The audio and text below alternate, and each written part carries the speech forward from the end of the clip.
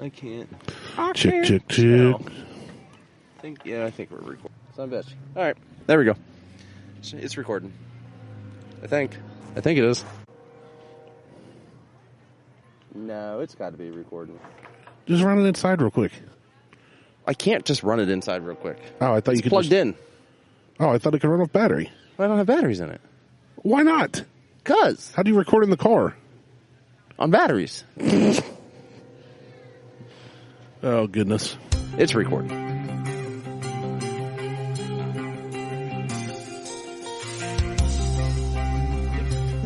Now it's recording. It's recording again. Welcome to the Buckhorn Podcast. I am Martelle, and with me always is Randy. What up, Randy? I had a mustache hair on my mic. Yeah, you did. That's Chris. I got it. We're at P Show. We are. We're at the P Show. And that is not like a German sex fest. All the urine. It could be, though. It's urine, the P Show. Yeah, we're at Pumpkin Show. We're back. We're back at Pumpkin Show. How exciting is that? I am overwhelmed with excitement. Are you? Yeah, it was really fun while you were inside, taking a dump and doing all your stuff. Yeah. And everybody's walking past me with these microphones, and I'm just sitting here taking up real estate, a lot of real estate. Yeah, that's like the new term now. Staring at me. So I did the white guy like the half smile nod thing. Yeah. Didn't say anything to any of them. Just that's fine. What's up? Just me sitting here with some mics. Yeah, no big deal. It's like a band's going to show up eventually and start playing. I hope so. And we're going to record the whole thing. I hope so. I don't know. Let me try and look up the schedule because they're supposed to be. They're usually here by now. I don't think they're coming. There may not be. There's a parade tonight. It's the Parade of Queens, and that's not drag queens, unfortunately. Oh, that'd be hilarious. That would be so funny, especially in a town like this. Yeah, well, this town is something else. Ugh. And it draws in interesting people who make interesting outfit choices that we're okay. I think they're kind of out of earshot. But we get to do podcasting. No, right? Exactly. For a bathroom, right here. Come use our bathroom. Go inside. Beth's in there. You care? No, I don't care. I want to tell you. I care, and I don't live here, but I care. See? Oh, just go. Beth should be right inside. No one cares what I think. If not, just yell Beth. Yeah, just going right there. Yep, and yell Beth if she's not sitting right there. Yeah. Sorry, some people stopped by that I know. This will probably happen. This is going to happen. Because we moved and didn't have Pumpkin Show last year. Yeah. But where we moved to is actually like a main entry-exit point for the show. It's one of the main roads. Ooh. So, you started. What was that? Just a pair of headphones. It's fine. Something hit my love handle. I can't see around myself. I couldn't sit here any longer and not try this. So, because we're at Pumpkin Show, I grabbed 2 pumpkin beers. And I am not a huge pumpkin beer fan. Ooh, I like that. But this grabbed my attention. This is from Masthead Brewing in Cleveland, so it's an Ohio beer. And we're at Pumpkin Show in the dirtiest city in Ohio, Circleville. Well, come on. Not the dirtiest. Dude, we've got I've Dayton, Youngstown. Yeah. There's some pretty janky towns in Ohio. There are, but this one, just seeing what I've seen. Not all these people are from here. Today they are. As a matter of fact, most of them are not today. No, this is when everybody comes from town. Most of them are not today. You're correct. Most of them are not from here that are here today. Anyway, Cleveland is a shithole. And this beer came out of Cleveland. Oh, nice. So, it's called Pumpkin Underverse. It is a barrel. Underverse? Underverse. Okay. Underverse. Underverse. Yeah. It's a barrel-aged imperial stout with pumpkin, milk, sugar, cinnamon, ginger, and nutmeg. Hi, fellas. How you doing? What's up? Good. Go Bucks. Is that what we're doing today? I mean, if some old dude starts making funny voices at me, I'm going to do it right back to him. Whatever. And then let him get off my lawn. But yeah, I had to take a little sip of it. You got a beef or a fly flying around yours. He's interested too. Get. So, but what we're going to do is we're going to try this. We're going to rate it as it is, and then we're going to make a pumpkin pie out of it. Okay. And a pumpkin pie is just pumpkin beer and whipped cream vodka. I am intrigued. I've had it before. It's actually really good. Yeah, I'm not everybody knows that has listened that you're not a beer fan. fan. I'm not a beer guy. Right. This is really good. This is good. I like it. This is and it's barrel aged, so I figured it's got to be something you would end up enjoying. So that's what does it. Nope, there is no parade until 8 tonight. Oh, that's a shame. Womp, womp. But this is good. You can taste the nutmeg, the cinnamon. I don't really taste the pumpkin, but I don't know what pumpkin's really supposed to taste like because it's kind of bland, and then everybody just adds sugar and makes a pie out of it.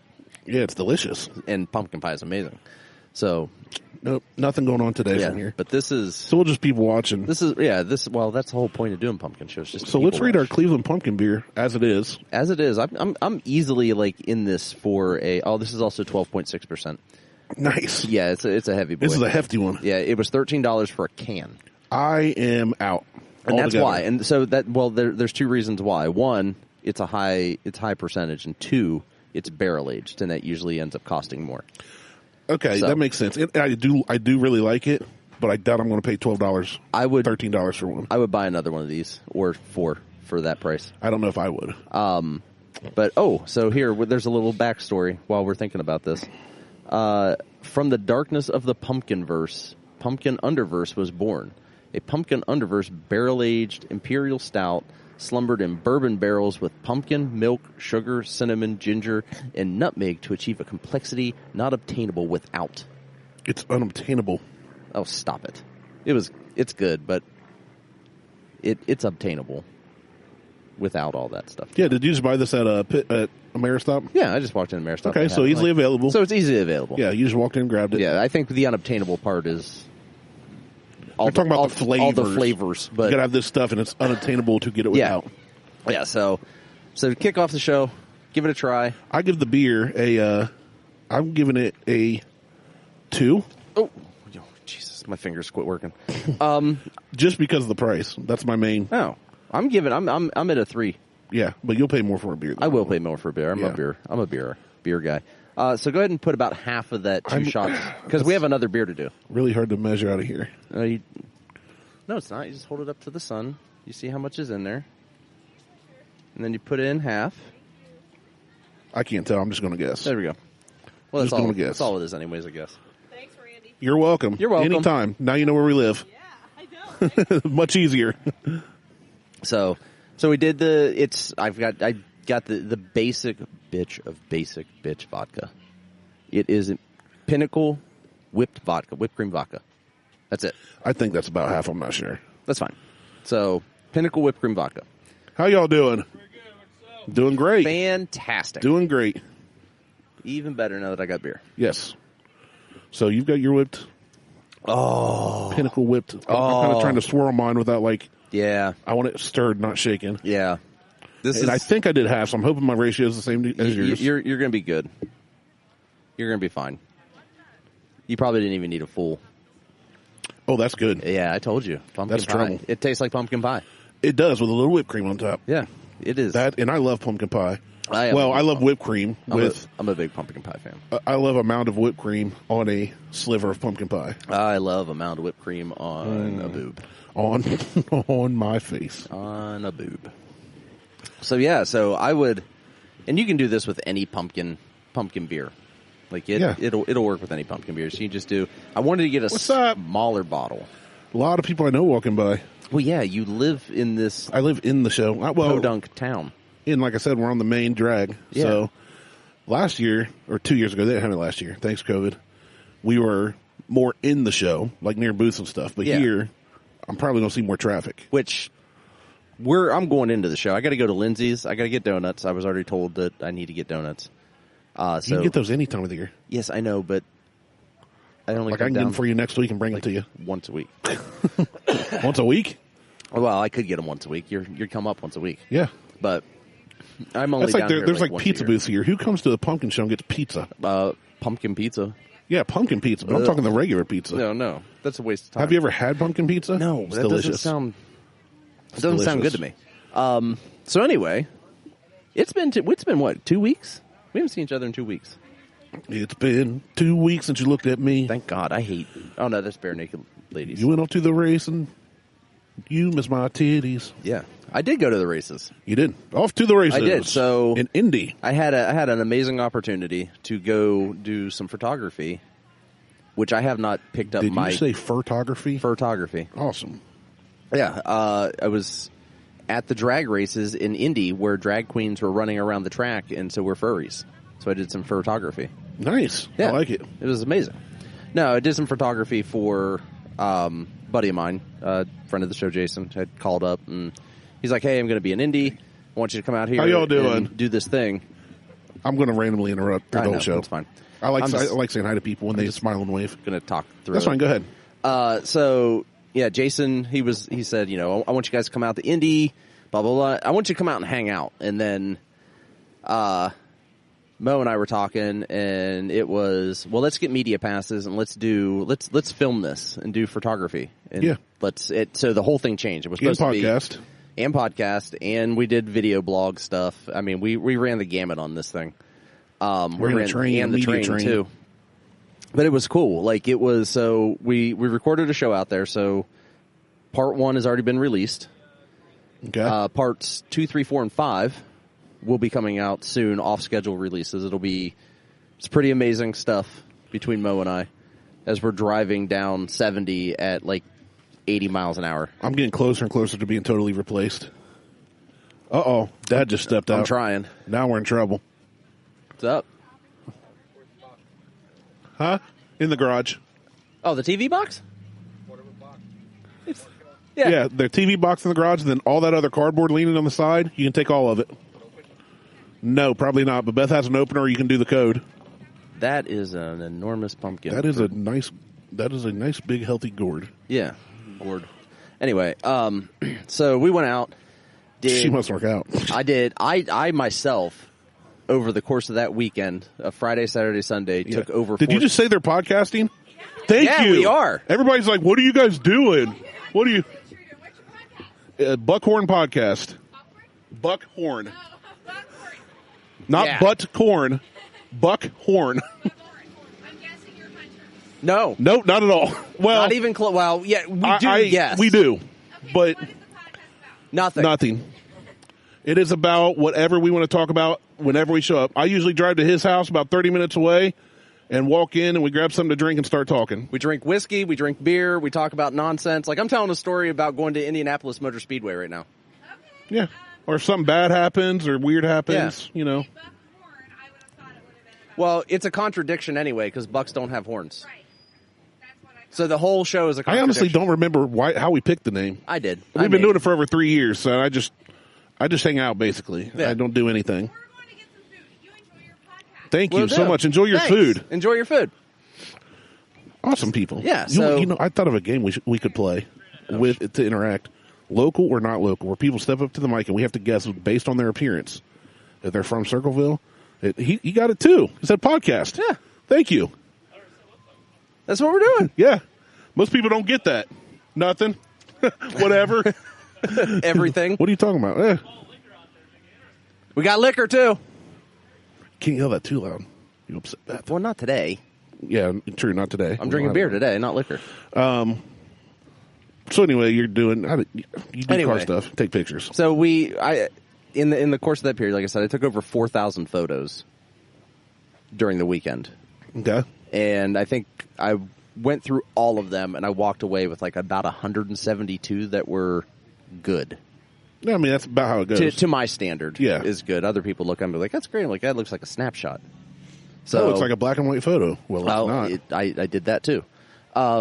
So, and then we did some video stuff. So, there'll be a video coming out that Mo's going to edit together. It'll be on YouTube, and I'll put a link up to that at some point once it comes out.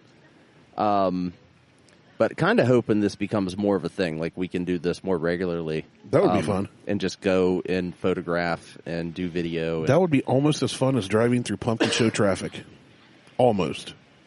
I don't know. It took me like 15 minutes to get literally a mile down the road to Yeah. where I met you. Oh, I know. Crazy.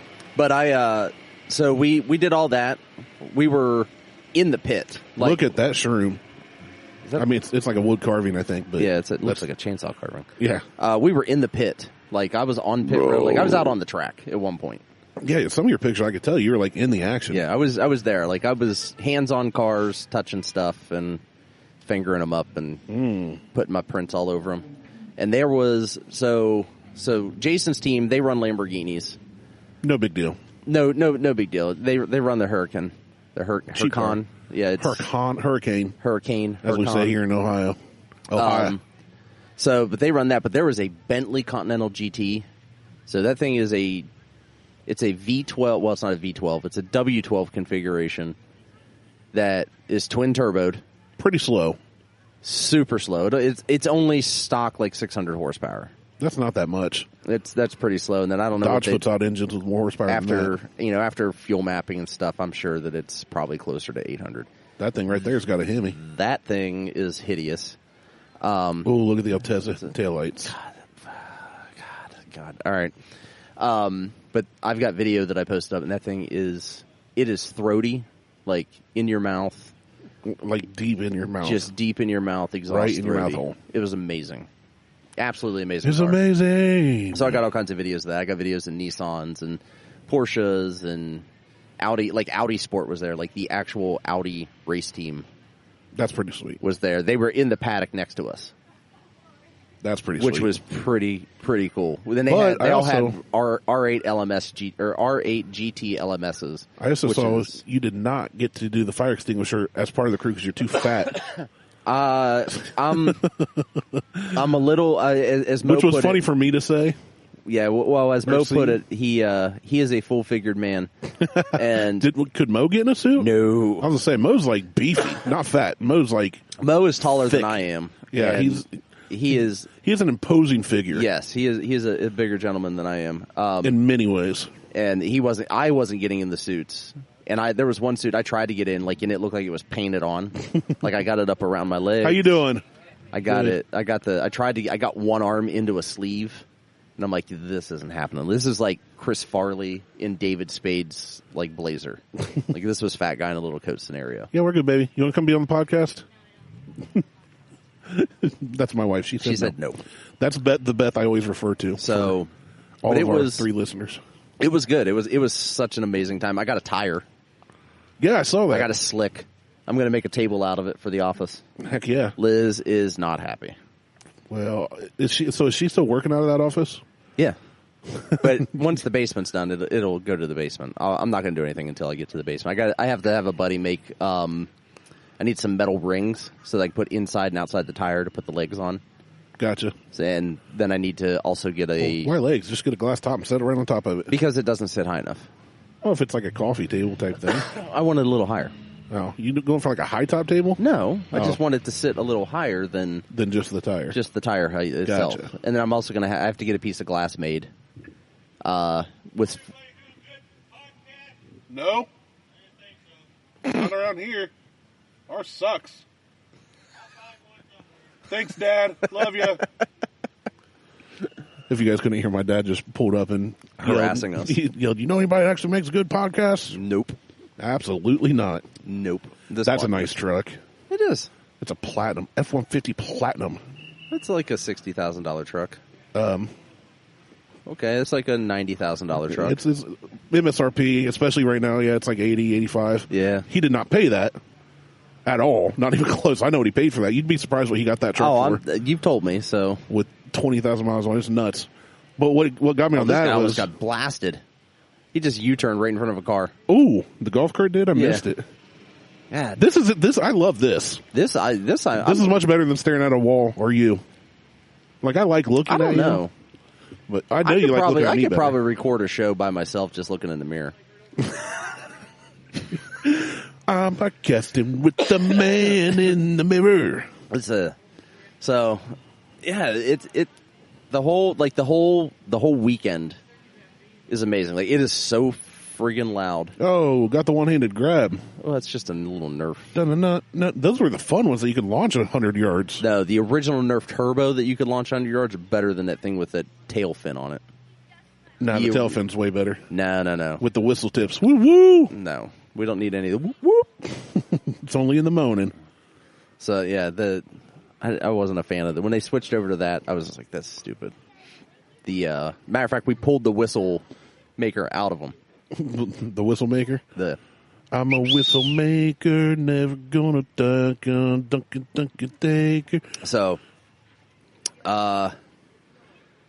I like. So what do you give this this pumpkin underverse with the whipped cream? Stoli vodka? No, it's Pinnacle. Yeah, whatever. I give it a 2.5 again, just because of the price of the beer. Okay. It's hard for me. Well, I got a cheaper one in there. I purposely picked up 2, so I bought 1 can of this, but I bought a 4-pack. Flavor wise, phenomenal.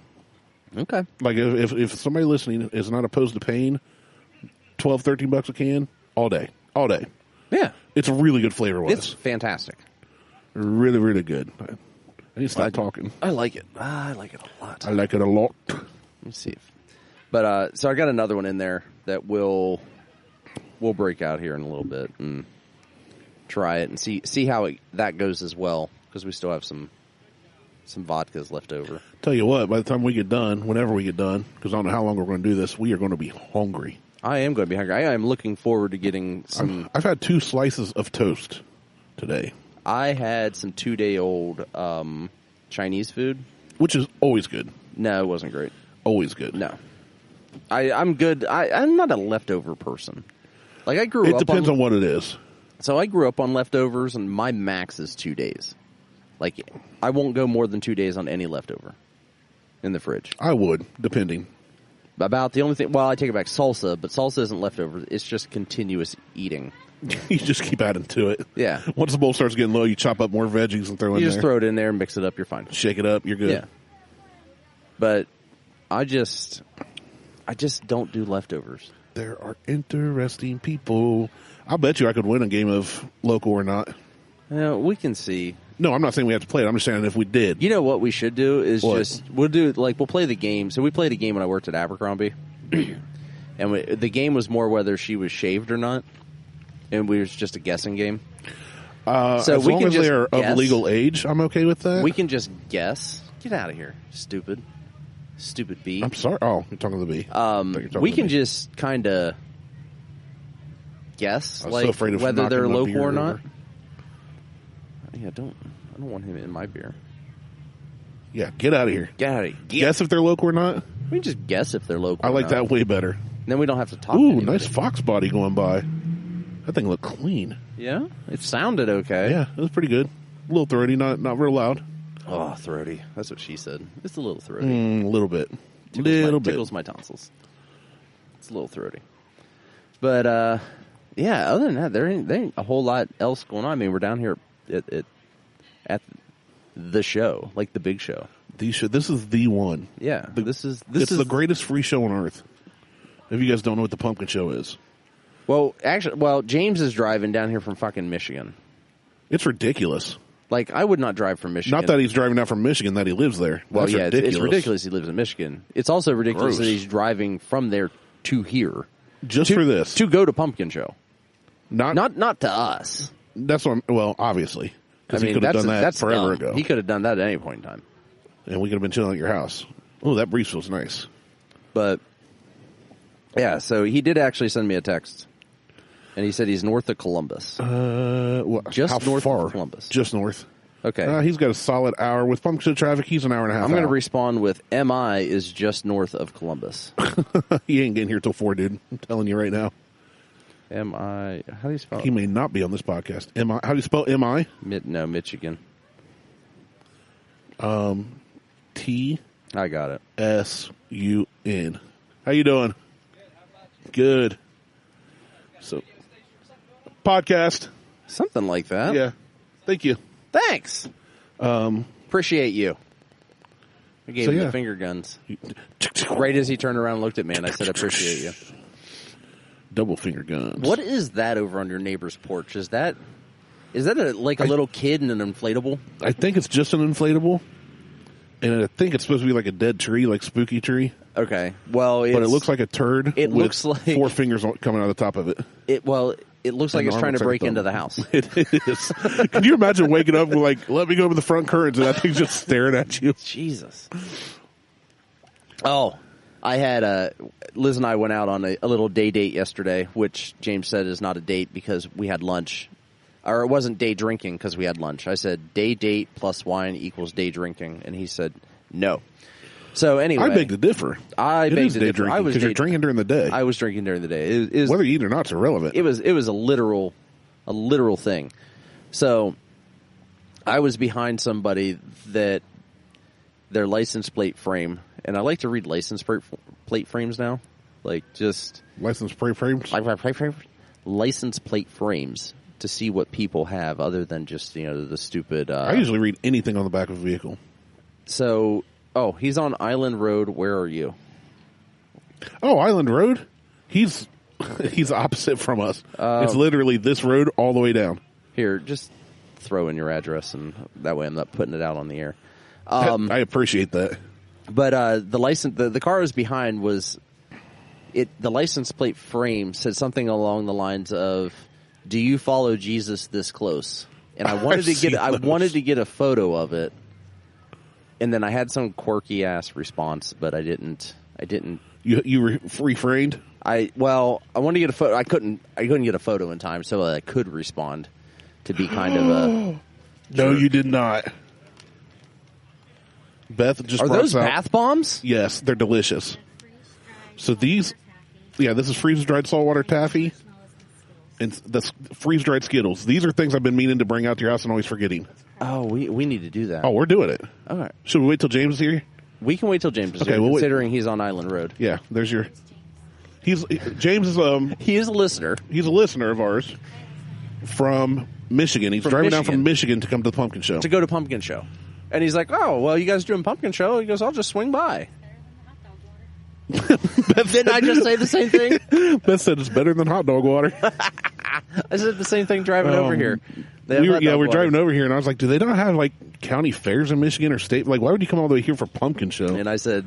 I like Pumpkin Show, but I literally walk out of my house and go get food. It's... Right, you're here. I would not drive from another state to come here. You have a Pumpkin Show pass. A legitimate pass. I have a pass on my dash that I can drive into Pumpkin Show. If I wanted to, I could drive right downtown. He can drive into a crowd of people in Pumpkin Show. Just give me a Mustang and watch me work. Mustang, I think wasn't it a Charger? Well, they did that too. I mean... How y'all doing? How you doing? Oh, I got their dog. So... There was a pet parade yesterday. Oh, yeah? Yeah. That dog, it's running, it's trying to, it's in a harness, but it looks like it's humping the air. Because it's trying to take off. It's like, look at there's another dog. Oh, Battle Royale. No, not yet. Oh, bark, bark. Okay, the white dog is way more aggressive than the black dog, and that's racist. Black dog's just like, I'm doing my thing. That's completely opposite of what happens normally. No. Playfully racist. Are you sure? So anyway. Podcasting. Poorly podcasting. Yeah. Buckhorn podcast. I need to print off business cards. We should get a banner. B's here. Yeah. Yeah, I should tell Beth make us a sign. Yeah. That's I don't know if she has arts and crafts stuff. So here's the weird thing though, is 2 years ago when we did the first Pumpkin Show, no one knew what a podcast was. And we had that trio of college kids on the show. Yeah, Ricky Tikki Taffy. Ricky Tikki Taffy. You haven't. I wonder what happened to them. Did they graduate? I don't know. And then we did it another year, and that's when Music Derek came on. And then last year, Ricky Tikki Taffy was the same with Derek. Was it? Yeah. 2 years ago is the only time we've done a Pumpkin Show podcast. Are you sure? 100%. That was all the same year. We did 3 hours of recording, but lost half of it. I'm the dumb, so it's fine. All right, so then, yeah, because this would be we're in, yeah, third year, whatever. But where is Music Derek? I texted him. He's out of town. I don't know. He might be hunting. I was like, hey, we're podcasting. Stop by, because I bumped into him earlier this week downtown. And he said he's out of town. And he said, I don't like you, Randy. I'm going to tell you I'm going out of town. He and I just spent all last weekend together. That's why he doesn't like you. Like you and Mo did. Nope, actually, we had a great time. That's what we cuddled. We fondled. We played tummy sticks. Well, Mo and I had a 2-bedroom house, and we slept in the same bed. Beat that.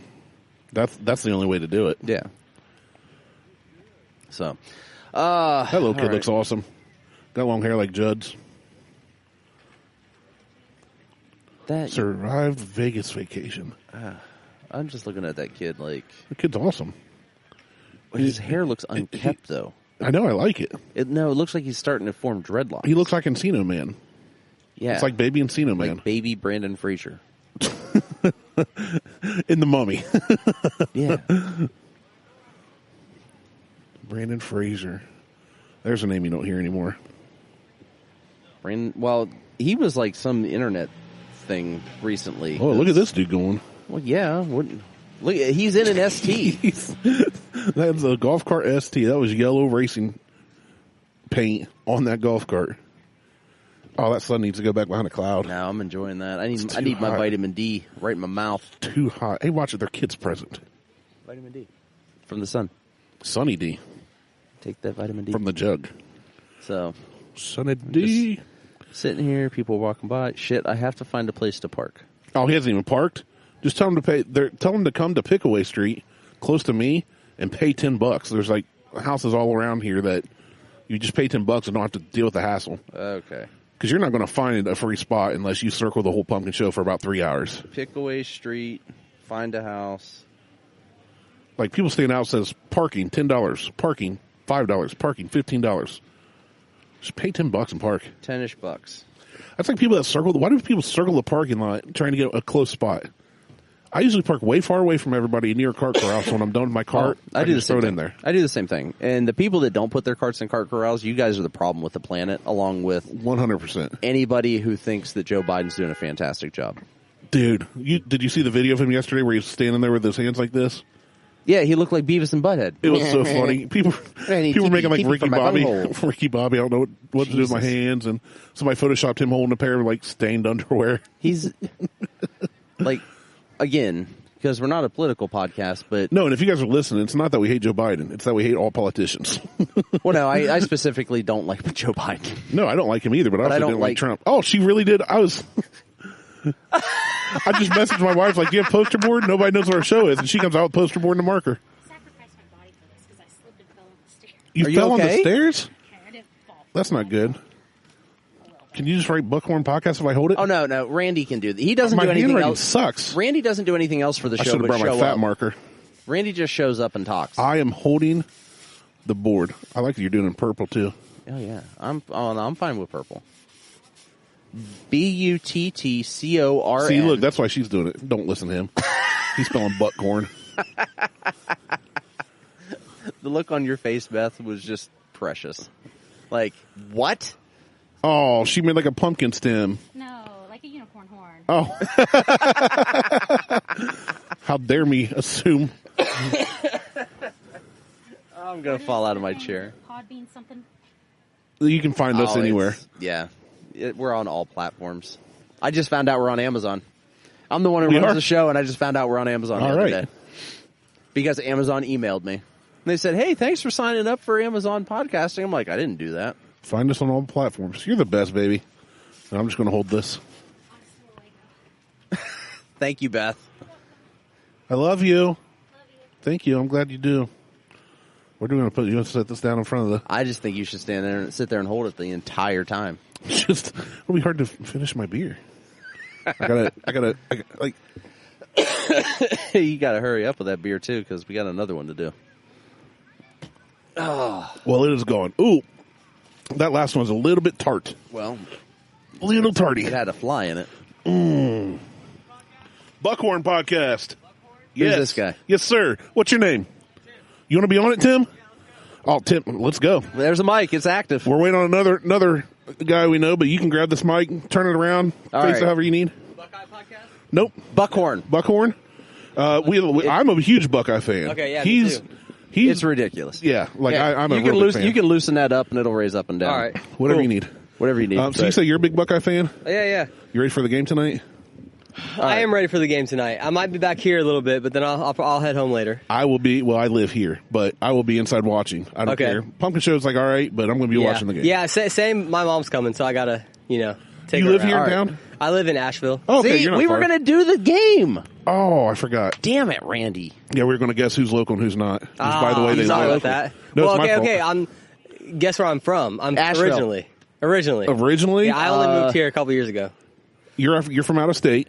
No, I'm not. Oh. London, Ohio. No, I'm not. I'm Cincinnati. Oh. So, Oh. yeah. You should have let me guess because I was going to guess Cincinnati. Oh, no, okay, I swear.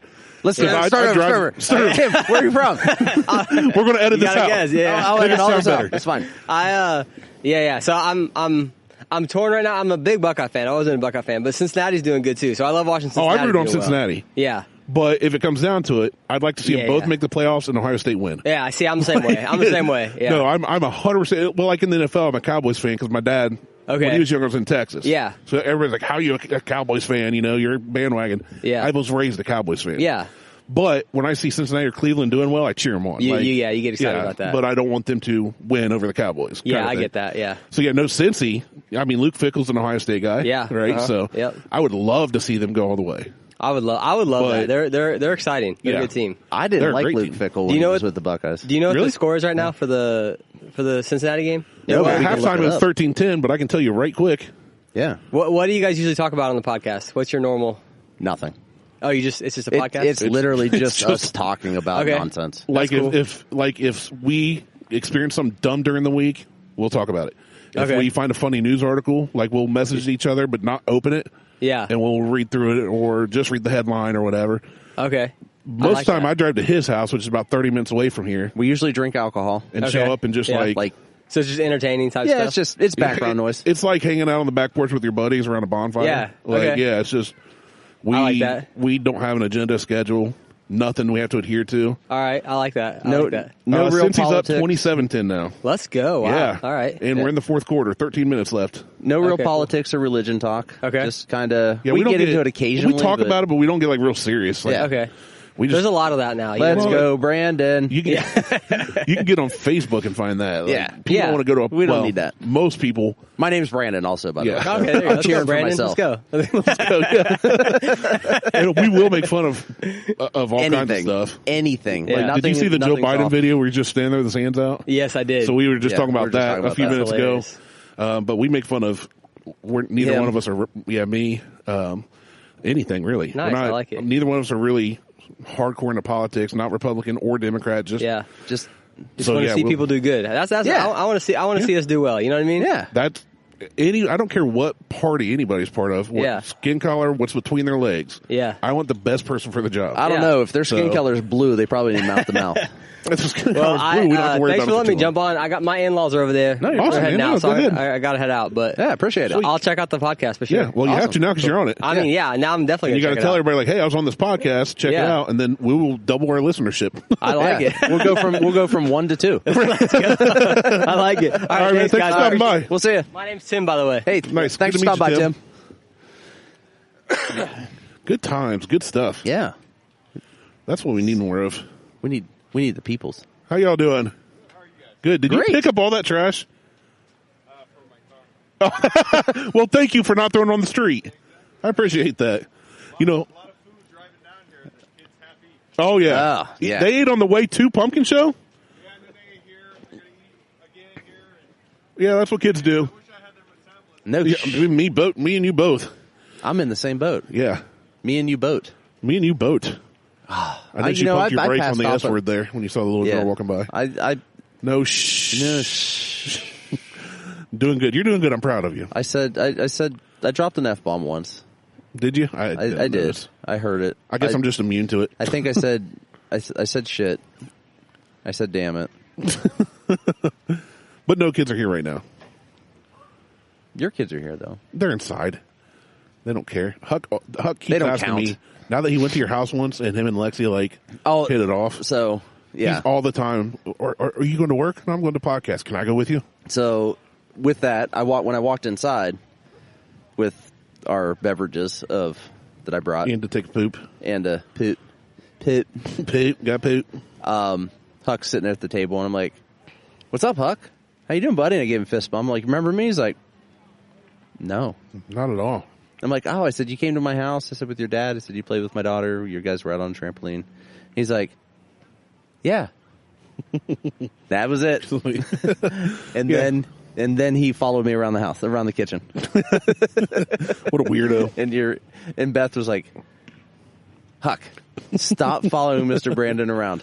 I know that you liked, when you went to the house and, him and Right. you guys, you and the girl played, but She's like, you don't need to follow him around everywhere he's going. I was literally in the kitchen, like walking in circles, getting things. He's cute. He's a good kid. He is. I'm a good kid too. You're a great kid. You make the best kid of any adult. He's a better kid. So much better. I need some more people to walk by that look interesting. We need to start describing them. Well, the one that walked by earlier, there's 2 younger women. One was plus size. That's all I'm going to say. I'm not going to body shame. She was fat. Her jeans were fine. She looked like... they were a little tight at the top. She had muffin top. Yeah, and I would have noticed if she wasn't wearing a midriff. Well, yeah, and so you know what? she That's had fine. She had a very stereotypical Latino look to her. And that I'm totally cool. Wear what you want like as long as your bits tacos. are covered. I love tacos. Tacos are amazing. There's a place down here that has tacos. Pumpkin tacos? I'm not sure. I'm not eating that. Oh, I got gator bites last night. Oh, yeah? Delicious. Those are good. They're so good. It's got you know I what? had them. I had them last time. Yeah, 2 years ago. Well, they got a sauce now. I started eating this and dipped in the sauce, and Beth grabbed a gator bite and said, okay, because Beth doesn't do spicy. I said either the sauce or those gator bites got some real kick to them. Okay. She ate it. She's like, it was the sauce. Phenomenal. The good kind of heat. Yeah. That's so what, good. That's what you need. Cajun, Creole style. Yeah. That's the good stuff. You don't need that burn your asshole No. stuff. Well, you're not supposed to apply it there anyway, but Well, you can. It acts kind of like a lubricant. if you're using spicy sauces for lubricants, they're on our sign and I can't bend over and pick that up. Well, I'm going to have to get up anyway and go in and grab. I want to wait for James. That's what I was waiting on. Has he given you an update? No. I don't even know what he looks like, really. I don't either. Anybody can walk up and say, I'm James, and I would assume it was the right James. I'd just be like, are Except you for James? Jamie Barnes. Are you James? Are you James? Jamie Barnes, I know. He's got a big bald head. I tried to get. I did try to get Jimmy to come down. Oh, really? He was down here yesterday. And he didn't hit me up? Well, no, I wouldn't hit you if I was down here either. Yes, you would. No, I wouldn't. Because you wouldn't want to poop in that porta john down there. I would evacuate everything with some. I would take a laxative before I left, like 2 days before I left. Just let it all go. Just let it all go. But no, apparently he came down last night. Now, I saw him this morning, but I did not ask if he actually came down or not. But I was trying to get him to come down today. But he said he had a party to go to, and he was going to get his tattoo worked upon. How y'all doing? Look at that mug. Good, yeah. Yeah. What you drinking? Truthfully. There you go. Yeah. Have fun. That's what I'm talking about. What's that? Nice. Yeah. Oh, even better. Nice. So even those better. pumpkin show mugs you buy, you can use them annually at this one booth for cheap refill, like $1 refills. So you pay it's a souvenir metal mug. You pay like $10 once, but you can bring them back next year and use them. I might be into that. Well, I have to find the booth. I don't know where it's at this year because I think it moved. But yeah, but I might be. So into they just that. walked into the show carrying it, and I could tell the guys had something. Oh yeah, So we said, "What are you drinking?" He said, "Truthfully, he's or stumbling. untruthfully?" You can tell. And I said, "Truthfully." Gatorade and Tito's, But his, right on. But his girl, no. Even better than that, the girl with him, apple cider and Fireball. Did we do that? No, we haven't done that because I'm not a Fireball fan. We should try that. But we So did do last night- apple cider slushies. That's what it was. So last night I discovered something. Or 101. penis. No, I still can't find that. Okay. I got an APB out on that. It's MIA. It is lost. Palmia, you are not forgotten. No, I had just a little bit of 101. Okay. And I had a full. Well, it was our. What's the brewery that gave us the glasses at the Brewfest? Marion. Oh, yeah. I had that filled it all the way to the top of the ice. I need to actually go, and I need to make a Go trip there up to Marion. We both do. We should go record there. I bet they'd let us. We would get a hold of Joe and just have him on the show and just do. Let's do that. Let's set that up. We can do that. And we still got to go to that distillery in Asheville that they told me to come podcast. Yeah, that one scares me, but we can do that. Why does it scare you? I just feel like they're making moonshine. I just feel like they're making straight corn whiskey, and No, they make a aged whiskey. They make a bourbon. They make vodka. but it's only it's got to be like 2 years, right? It is 2 years. Ugh. 2 to 4. Okay, I mean, we'll give it a go. Give it an But honest. I mean, if they're going to give us free, and I told them, I was like, "We'll I tell don't you care the about truth. the free. I do. I know you do. I'm poor. I'm cheap. I mean, like there's to a be difference. rich. That's why it's amazing. I love being rich. It's so good. I don't have to live in I Circleville. love being rich. I don't have to. I live out and I got land and I got white trash people live across the street from me and put all their trash out, like their hoarder ass trash. Yeah, I still don't get that. It's so weird. You should see- Their property from the street looks so nice, but Until you get close. you can tell by what they put out that it's not. Like they're hoarders. They put out stuff last Stuff. week. No, they put out trash Oh, last week. They put out last week. The trash was so bad that the trash people forgot to get my trash. They quit. They were like, we're done for the day. They literally forgot to. They're like, damn it. They didn't take all their trash. Like they left. They basically put out an entire bedroom. Like there's Literally the whole room. They cut it out of the house, pretty much lifted it up. Pretty much. I mean, with all the crap they had out there, there was 2 beds. I saw at least 2 headboards and 2 footboards. How you doing? Just hanging out. Podcasting. Jump on the mic. Oh, okay. Yeah. What's your name? I'm Tim. Tim. Nice Tim, to- another Tim. Tim. Hey, man, Tim's There you they go. the greatest, man. My dad just I- he worked he was a postal carrier for 30 years. Oh, okay. Yeah, up in Columbus. Yeah. Nice. So thank you. Oh, I appreciate Because it. I know what all he went through, and people kind of overlook Melvin. Oh, man, yeah, they don't move. And everybody yells about the dogs, postal service. Dogs. Yeah. Cats? Hold on, cats. Yeah. You got cat stories?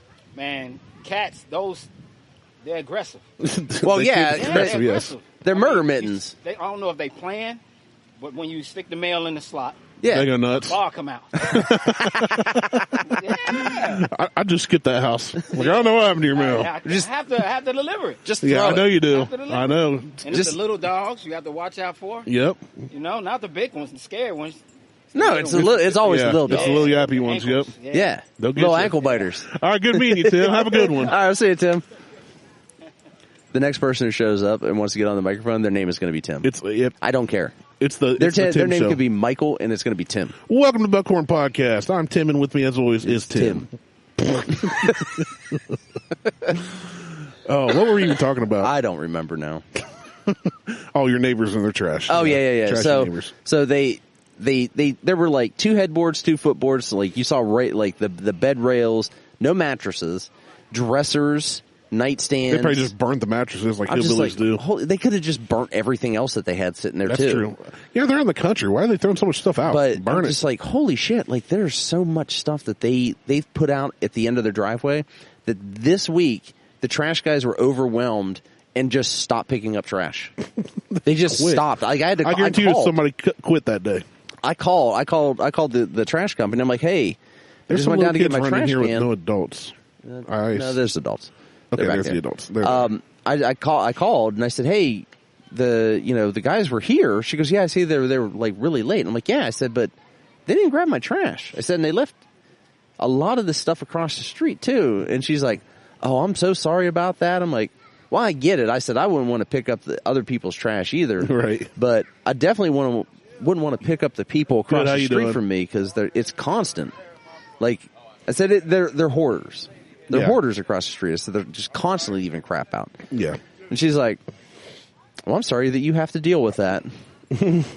I'm like, well, it is I what mean, it that's is. neither here nor there. The fact of the matter is, I think fact- the trash service likes that trash service. Yeah, she's like, well, we need a call within 24 hours if trash hasn't been picked up to send another truck. And I said, she goes, or I can just give you a credit. I'm like, yeah, give me a credit. Yeah. I said, I don't produce that much trash. Yeah. And then what do I promptly do? Go buy a bunch of stuff that I have to end up throwing out other stuff. Well, I took some of your trash today. Did you? You were by my house and you didn't stop by? TV box. Oh, that's right. Well, that I would have burned. Like large purchases, I don't put out at the street. Yeah. I burn that stuff. Like I'll burn a TV box. I'll burn A child. if I have to. Yeah. I mean, It's the best way. sacrifices will be made. Speaking of garbage, it's so funny because we got all these orange trash cans all over the town, Most of them are orange. Right. For, people's trash. Well, Judd comes and looks out our front door the first day, and he goes, a trash bin! Because he watches all these, British cartoons. They my call them God. bins. And he got all excited for seeing an orange trash bin. This chair is impossible to get out of. It does sit pretty low. Low and slow. There we go. Fix our sign up. All right, man, where's James at? Yeah. And we're back. I don't feel like we went anywhere. I did not move. I literally, I'm barely breathing right now. I just got up to I fix our am sign. barely breathing. I'm done away. I should have asked Beth if she would draw a little QR code. Like if I created. Can you draw the QR code on People there? come so up, just try and scan it, so they can scan it? and then it takes them to like a I feel like she'd try to murder lingerie me for site or that. something. I'm going to murder you. You scan the code, it takes you to like Chili's menu. Oh, Chi-Chi's menu. Chi-Chi's. Mo and I were talking about celebration of Chi-Chi's food. on the way down. We've talked about it before. I miss Chi-Chi's. He doesn't know what Chi-Chi's is. He No, was not you- privy. Well, keep in mind he's from Texas. Well, that's strike 3. I mean, no, that's a negative strike. You get to take a strike away. Texas is a great state. The great country of Texas. The great territory of Texas. Texas is one of the only states that can fly. Is the only state that can fly their flag at the same height as the U.S. flag. Even if they couldn't, they'd do it anyway. They don't care. No, it's not. They're like New about that. Yorkers, but cool. Yeah, New Yorkers suck. I don't like New Yorkers at all. I can't wait to move out of Ohio. Just don't move to NYC. Upstate New York, I like. I don't even want to move to the state of New York. I don't want to, but I'm saying if I had to live in New York, it would be upstate, not NYC. Well, no, if I was forced to live in New York, in the state, yeah, it would have to be closer, unfortunately, to Canada than Or to, Pennsylvania, at least. Ugh. I like Pennsylvania. It's not bad. It's just it gets cold there. I don't want cold. Well, yeah, you're always cold. I don't want to. No, I'm not always cold. I'm warm right now. It's I'm true. You feeling took good. off your hoodie. I did. My There's shirt, a nice breeze today, too. My shirt says Dave Castro is a prick. It does. It's amazing. It's a CrossFit thing. You wouldn't understand. You wouldn't understand. I definitely don't understand. Anyway, so we talked about what I was doing last weekend. What did you do last weekend? Anything? Derek and I played a retreat. That's about the extent of it. Yeah, there's a youth retreat up at Harlan Retreat Center, Marengo, Ohio, by Cardinal Shooting Center, the big outdoor shooting range. I need to go shooting. Just walk out back and shoot. No, so I want to, but I know I can, but there's a house back there. You come out to Dad's and shoot. But I need to get my AR out and sight that thing in. Bring it out. And have you seen the new have you seen the ads now that are on Facebook and Instagram for the stop wasting bullets, like laser? Oh yeah, that's been out for a while. Do those work? You're not going to like it, but Garrett has one and he used it and he said it worked. Well, that's not going to bother me whether Garrett does something or not. It's the mere fact that Garrett exists right now. That's what grinds your gears. Yeah, chaps your cheeks. The fact that he just exists, it's ridiculous. Is absurd. I hate it. I don't hate much. So my buddy Mitch, but Garrett, does not do people stuff. Hates large crowds. Very introverted. But 2 years ago, the Pumpkin Show started putting the cam up, had a webcam. Okay. He'll sit at home and watch that every waking moment he can. Well, you know why? And he makes comments on it. Because he doesn't have to go out in public. Exactly, and he can still people watch. It's entertaining. Well, this year they have 2 cams. They have one that zooms in. Upgrades. This one, there's the one that overlooks, the main intersection downtown. And then the one mounted there, but it zooms in for the parade. So you can see everything that, every cool vehicle that comes through, every float. Okay. And so we've got these cams, and I forget where I was going with it. The end. Well, you were talking about the cams and. Yeah, we were talking about before the cams. Well, you went to a retreat shooting, and then you completely switched the topic. Well, anyway, shout out to Mitch. Shooting. I went down and held up a sign that said "Hi, Mitch" for him. Did he text you back? Yeah, he did. He was him and the guys in chat box. Get out of here, Randy. I'm pretty much famous now. I've been on camera many times this week. That's what that's what Harley thought. I sent her. I was on when GT America was streaming the races. Oh, you can see me in the background. Okay. So I took a screenshot of it and then cropped out so you could just see me. Yeah. And I sent it to my 8-year-old or now 9-year-old daughter and said, "Is Daddy famous now? He's been on YouTube TV." And she goes, "Yep. My dad's a celebrity." Ooh, Mercedes. Mercedes versus minivan. Face to face. So Yeah, so speaking of, one of the things I did last night is I was going through photos from the race. I like those. I'm going to bring it back. Those are okay. I don't know why I like the styling of them. I really do. I like that they're very much a... It's almost like a pony car, but it's European. Well, they have a really long wheelbase. Yeah. Like the wheels are way up front, like even further up front than a BMW. Got a good stance. But I We're was talking looking, about a Mercedes, what's that called? It's probably SL... I don't know. yeah, SL6. I'm not a Mercedes guy, whatever. Or some shit. I was looking at AMG GT Blacks, Okay. which is like a top tier Mercedes. They're about 180,000 new. You should get one. I was thinking about it That would be awesome. because I'm super rich.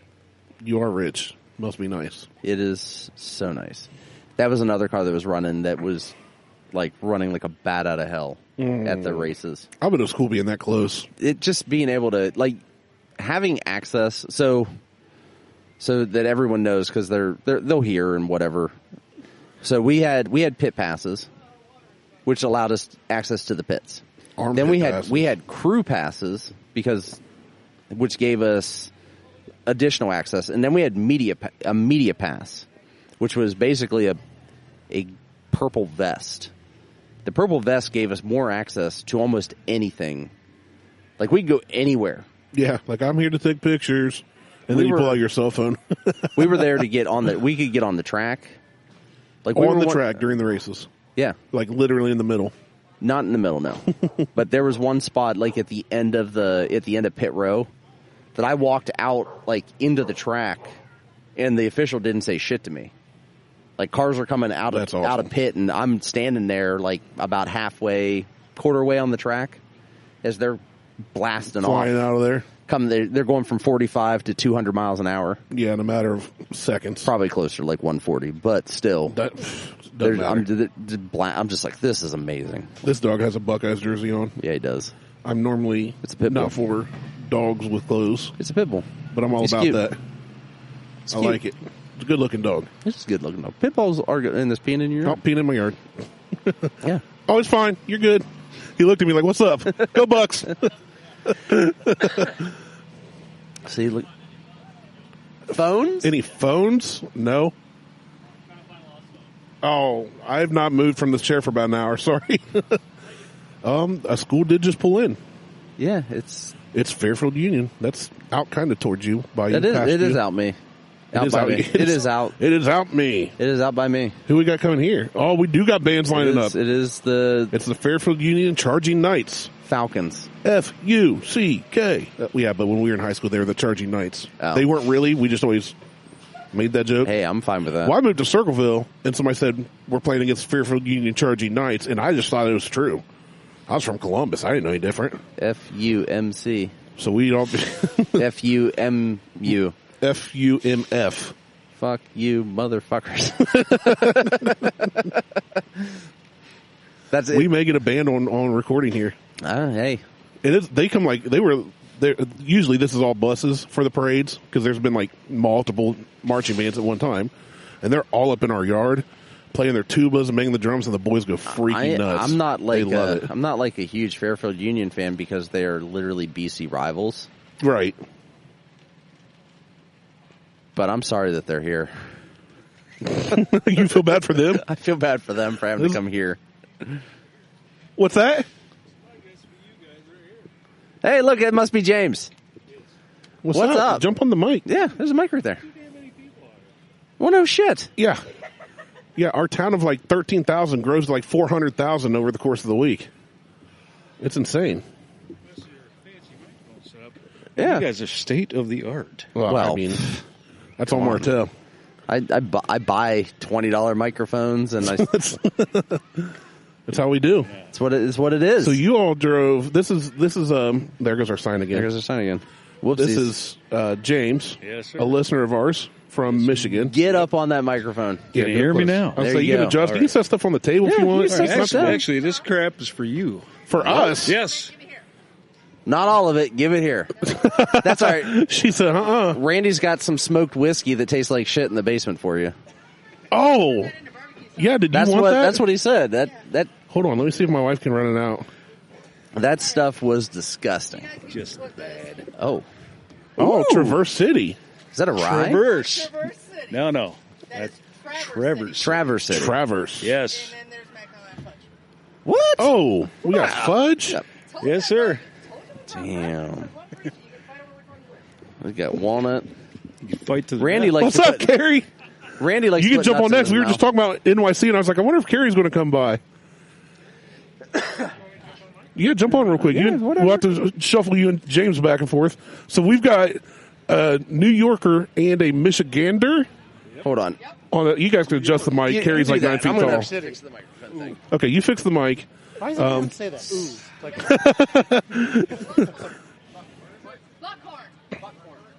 Buttcorn. Buttcorn. Yes. There's a bottle of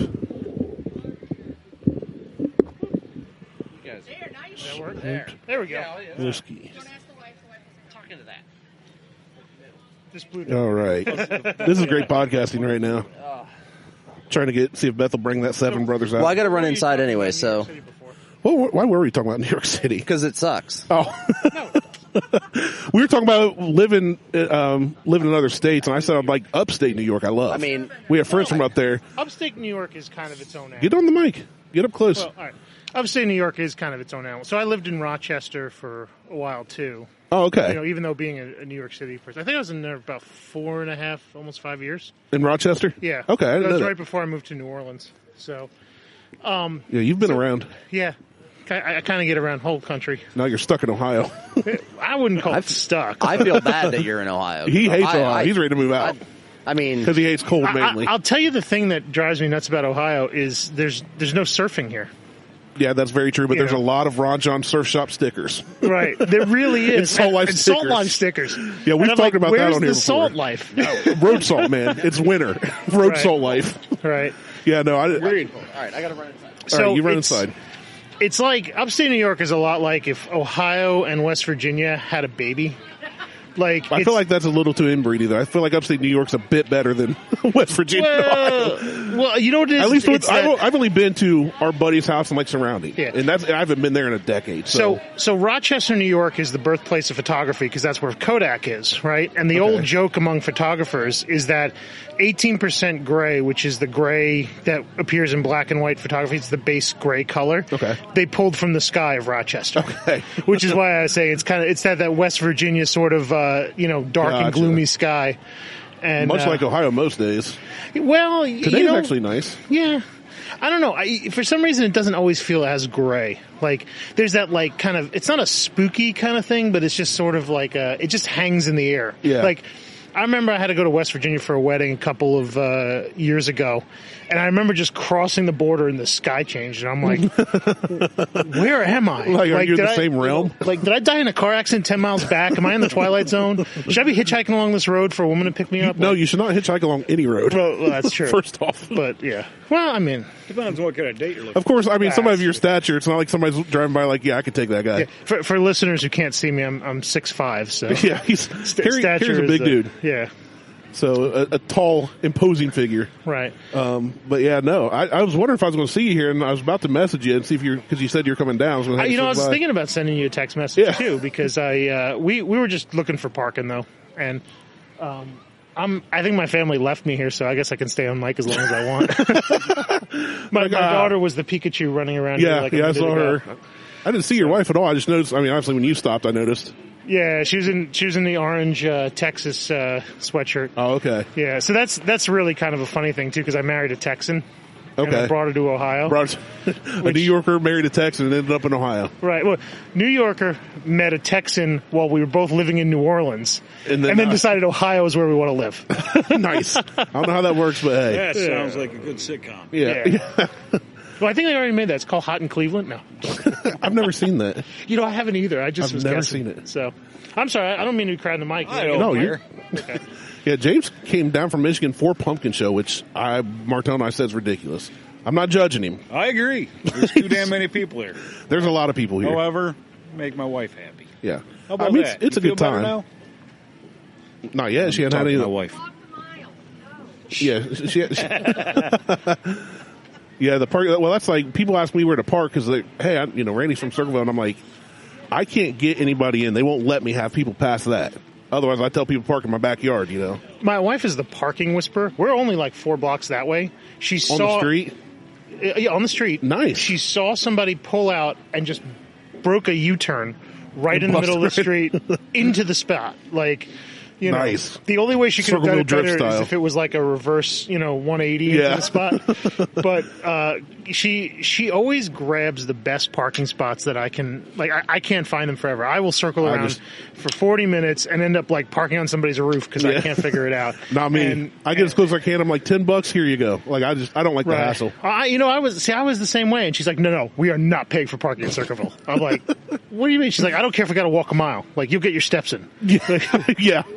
She's the one I don't care, and you're like, I care. I can't. Because you're going to be walking all day through Pumpkin Show. Oh, pretty much, yeah. There's not a lot of sitting things to do in Pumpkin Show. Actually, so speaking of which, this is my first Pumpkin Show.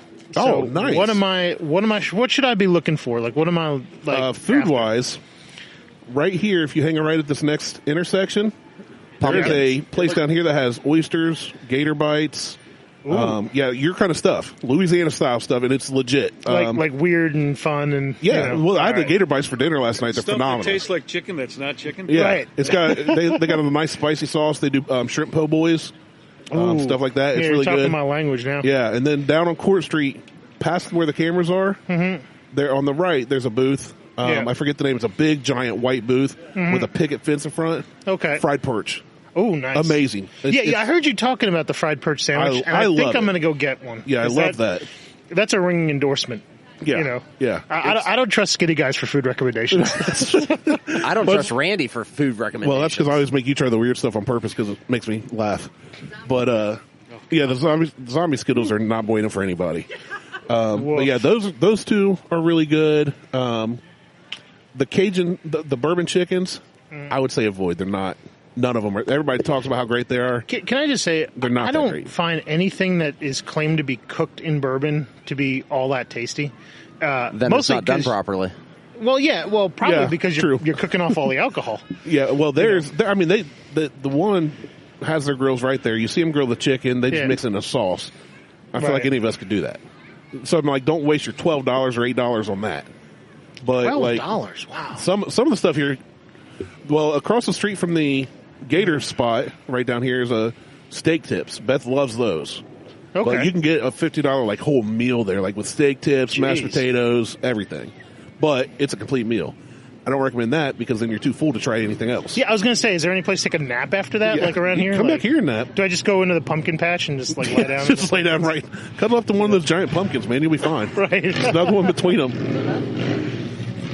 There we go. What kind of bike is that, Carrie? I know you know. Yamaha. Too loud. Carrie knows like every car and bike ever. He's a walking encyclopedia for cars and bikes.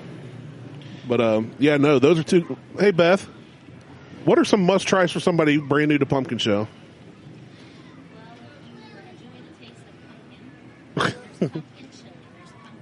The pumpkin burgers they're like sloppy joes. So how does a pumpkin chili work? Because that in my they head use like is- pumpkin spices and Pumpkin stuff. puree. They put a little pumpkin puree. It's a little sweeter. Okay. Pumpkin spice chili. Yeah. It's not as bad as it sounds. I get it because I'm not a. I like some weird stuff, but I don't like a ton of pumpkin stuff. She likes everything pumpkin spice. Oh, I see you freak out over a muffin this morning. The over a muffin. The pumpkin burgers are kind of like sloppy joes. It's not bad. Our church booth is selling pumpkin pizza for $1 a slice. Yeah. And it tastes like a dessert pizza kind of thing. It doesn't. Okay. It's not red sauce and all that. Yeah. It's not New York pizza though. We New go York back pizza and isn't forth great about anyway. few Dude, I just things are like New joking York with you pizza. about it. I have had. I prefer What- the Chicago casserole. That's to quote Jon Stewart. Chicago pizza is not pizza; it's a marinara swimming pool for rats. And I am fine with that because it tastes fantastic. Well, Oh, yeah. I mean, it's cornbread based though. That's weird to me. I like cornbread. You're right. As far as pizza goes, you're right. It's weird. Yeah. But I like everything they make. I also would not, when I order pizza, I would not expect Chicago style. Right. You right. know, so I agree with you on that. But I like food, obviously. So It's a funny thing, right? Because I don't want to like denigrate anybody's local pizza because pizza's regional. Like it's we've one had of that those discussion. weird things that, I've had pizza in Italy. I've had pizza in the U.S. in most of the states I've lived in or visited. And it changes everywhere. Yeah. And Ohio Valley pizza is the best. There's a place right by you. Carrie lives in Hilliard. So DeCarlo's. DeCarlo's Main in Hilliard. Street. yes, DeCarlo's is quite good. That's Ohio Valley pizza. Yeah. It's funny because I still can't get used to the fact that you guys like cut pizza in a very funny way. It's all these like tiny the tiny The squares. squares. I Yeah. can't stand that crap. Usually, even places that do that, if you ask them to cut it the other way, they will. No, I know. But yeah, that or like Zanzi's down here does all cross cuts, then one down the middle, so you get like the strips of pizza. Yeah. So yeah, that is. I do prefer triangles over a bunch of little squares. Yeah. But Is it a Volkswagen? No. So that's one of those built Jaguars. GM chassis. Yeah, so that's going to be a Pinto drivetrain. Is it Pinto? Well, it's either Pinto or sometimes they used to use the Chevette too. I've seen we got a couple of them up there in Michigan. I've seen one that's built For- on a. Anybody who's confused about the Switch, one of those Jaguar SS 100 kit cars just drove by, and they we were debating whether it was Volkswagen powered or whether it was one of the front engine rear wheel drive ones that they used to build off Pinto. It's Gixxer supplied. Yeah, it's Gixxer. They're interesting cars. They're practically worthless. And the funny thing is, like, you can't get people to buy kit cars anymore. They're like poorly made and they're weird, and nobody knows what the parts are, and you got to fabricate everything. So, your sign fell again, which is weird because the other I really love them. Like as a kid growing up, like that was all the weird fun stuff. Like that was the fun stuff about car hobbies was, people making their own design stuff because Volkswagen platforms were cheap and they came with their floor. So all you had to do is make a body. It's not like restyling anything else. We have to make metal panels and, bolt it on and all this, and you can't disturb the subframe of it or anything like that. No, you could just make your own body, your own style, just as long as it fit that floor pan and just drop it down. And there's some weird stuff out there for that. Very bizarre stuff. Yeah, they're talking about the fake Coyote. Remember Oh, that thing? so the Manta. Yeah, the Manta. Yep. Which they called the Coyote in Hardcastle and McCormick. And those are interesting, too, because a lot of them are Chevy powered. Yeah. This is it. And they're rear engine and rear wheel drive, too. So We that got rye, we kinda got neat beer, work we right got there. vodka. Yeah, I'm on one of those kit cars all on hidden. Facebook, and that's all that those guys obsess about. Is those Mantas. They're speaking fantastic. of hidden, we need to hide that. But The cans too. oh, are we drinking here? In Is a that- minute. Hold on. So that's the thing. Do you want a beer? I didn't want to interrupt you. Your time. You know what? You don't have to threaten me with a good time. Okay, So- good. I'll go grab another glass because we're going to do a little tasting. All right. So why don't we circle back to New York? What was so awful about it that you were talking about it before? I don't even remember.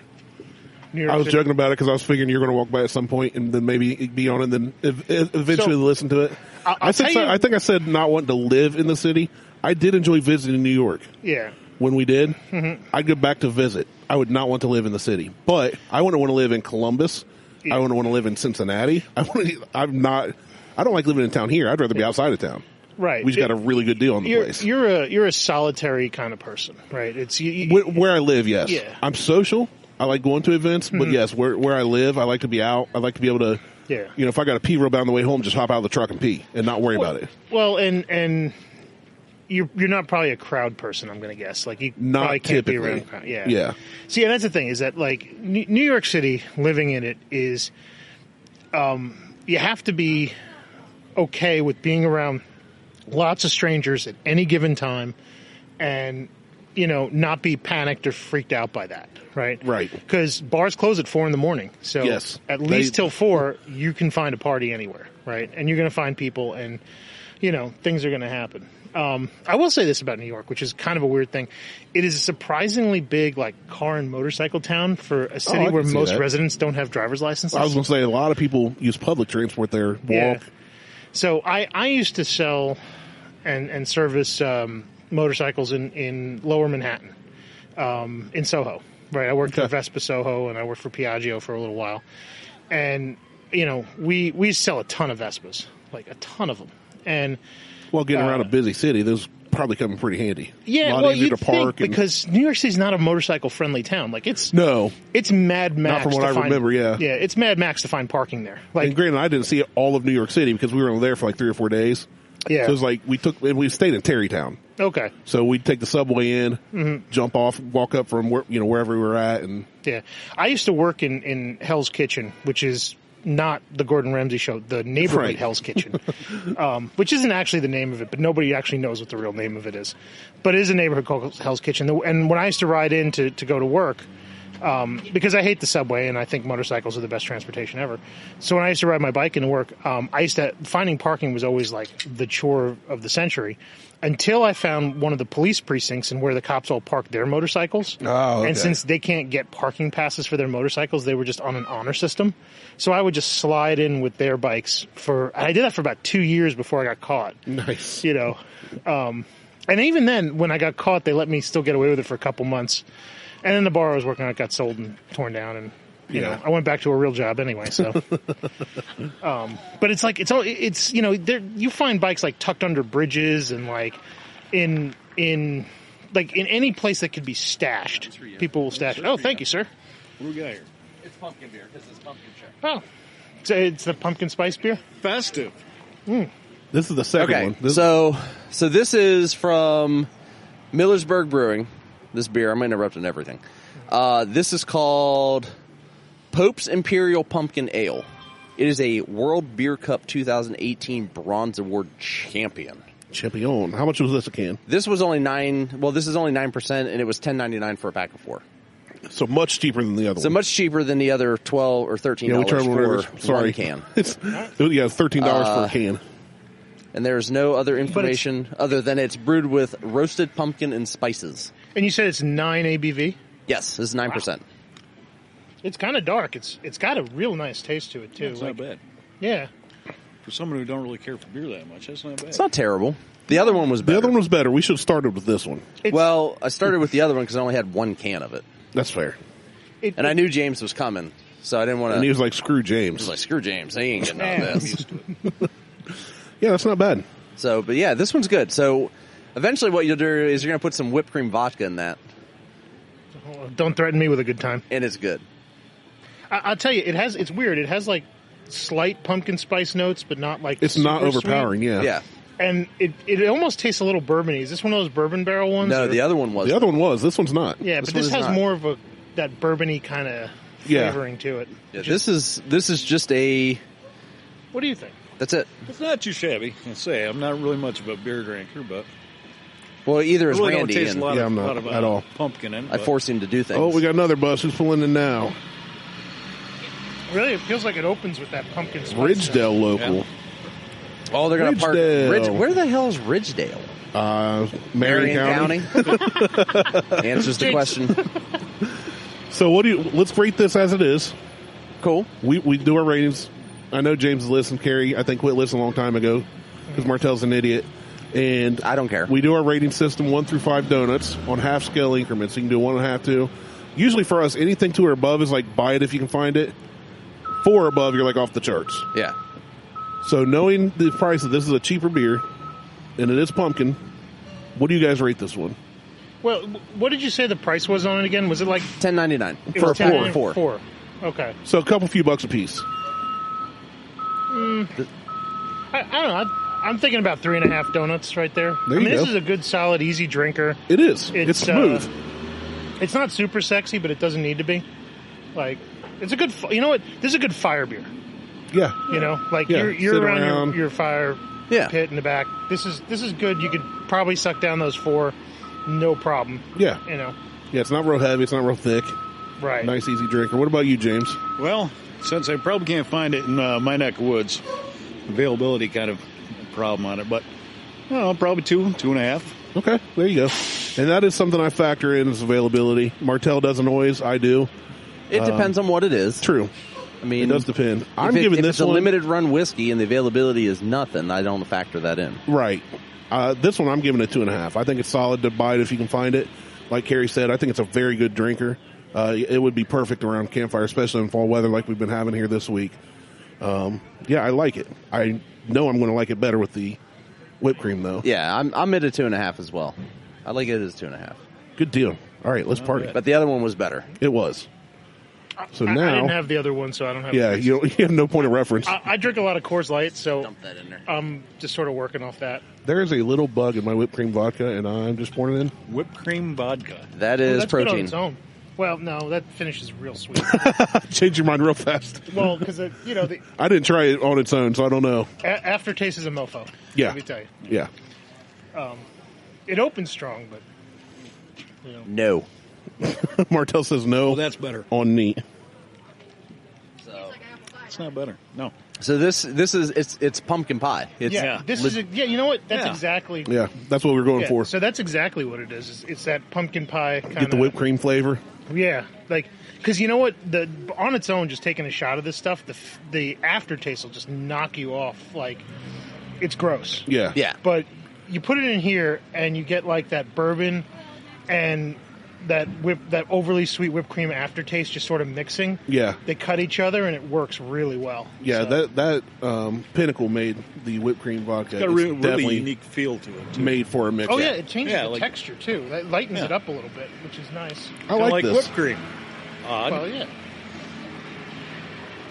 It Now you got to is. throw a couple candy corn in the bottom here, and you got yourself a. Oh, that's not. Well, I love candy corn. I'm pretty sure Martell hates it, but yeah, that's not a bad idea. Candy corn is great. Actually, at our church booth, they make a pumpkin soda, but it's ginger ale, some pumpkin flavoring, and they put one of those little candy corn type pumpkins in the bottom. Yeah. I love them. Candy People don't. I love them. candy corn is like that deceiving kind of candy where the first like 2 or 3 pieces are awesome, and then you get to the fourth one, and it just it makes that hard left into like gross town. Chewing on you know? wax. Yeah, it like the texture like I'm after a completely while. opposite. I could slam a bag of candy corn. That and the love it. pumpkins too, like the That's little. what they put in the soda. I was talking Yeah. about. Yeah, same thing, but the minute I'm done, I feel the diabetes creeping in.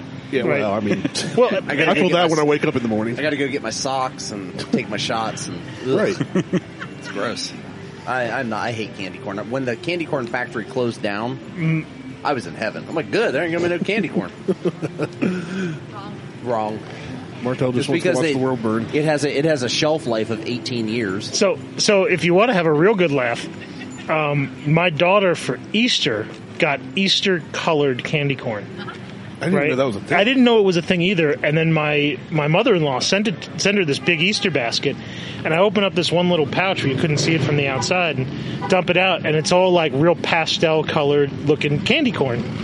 It still tastes like candy corn, Right. but it was all it was all very Eastery, like white and pastel blue and pastel green and pastel orange. I kind of want him to fall down.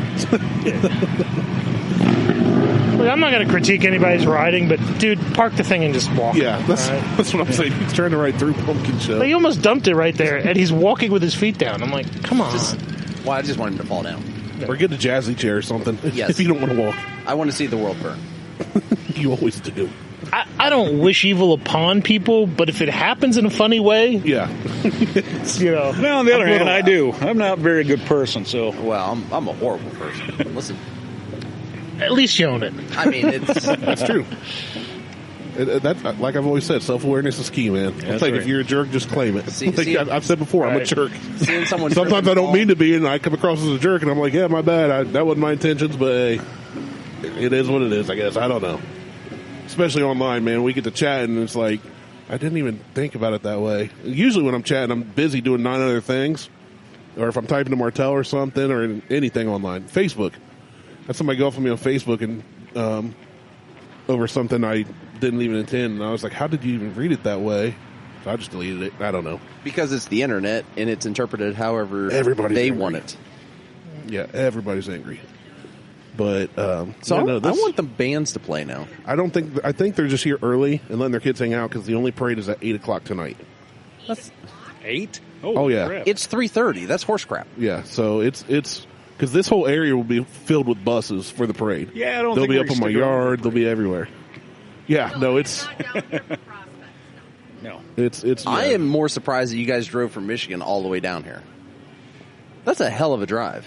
Adventure. One morning and drove to Ohio for breakfast. This is Ohio. Like, Well, I mean, No, closer depending, to- hold on. not this Depending on place. where you're at in Michigan, So how far it's was your just drive, literally James? driving across the border. It was supposed to be about 3.5 hours, but had some issues with my battery in my Jeep. I saw that. Stopped getting me battery, and that was 2 hours of Walmart.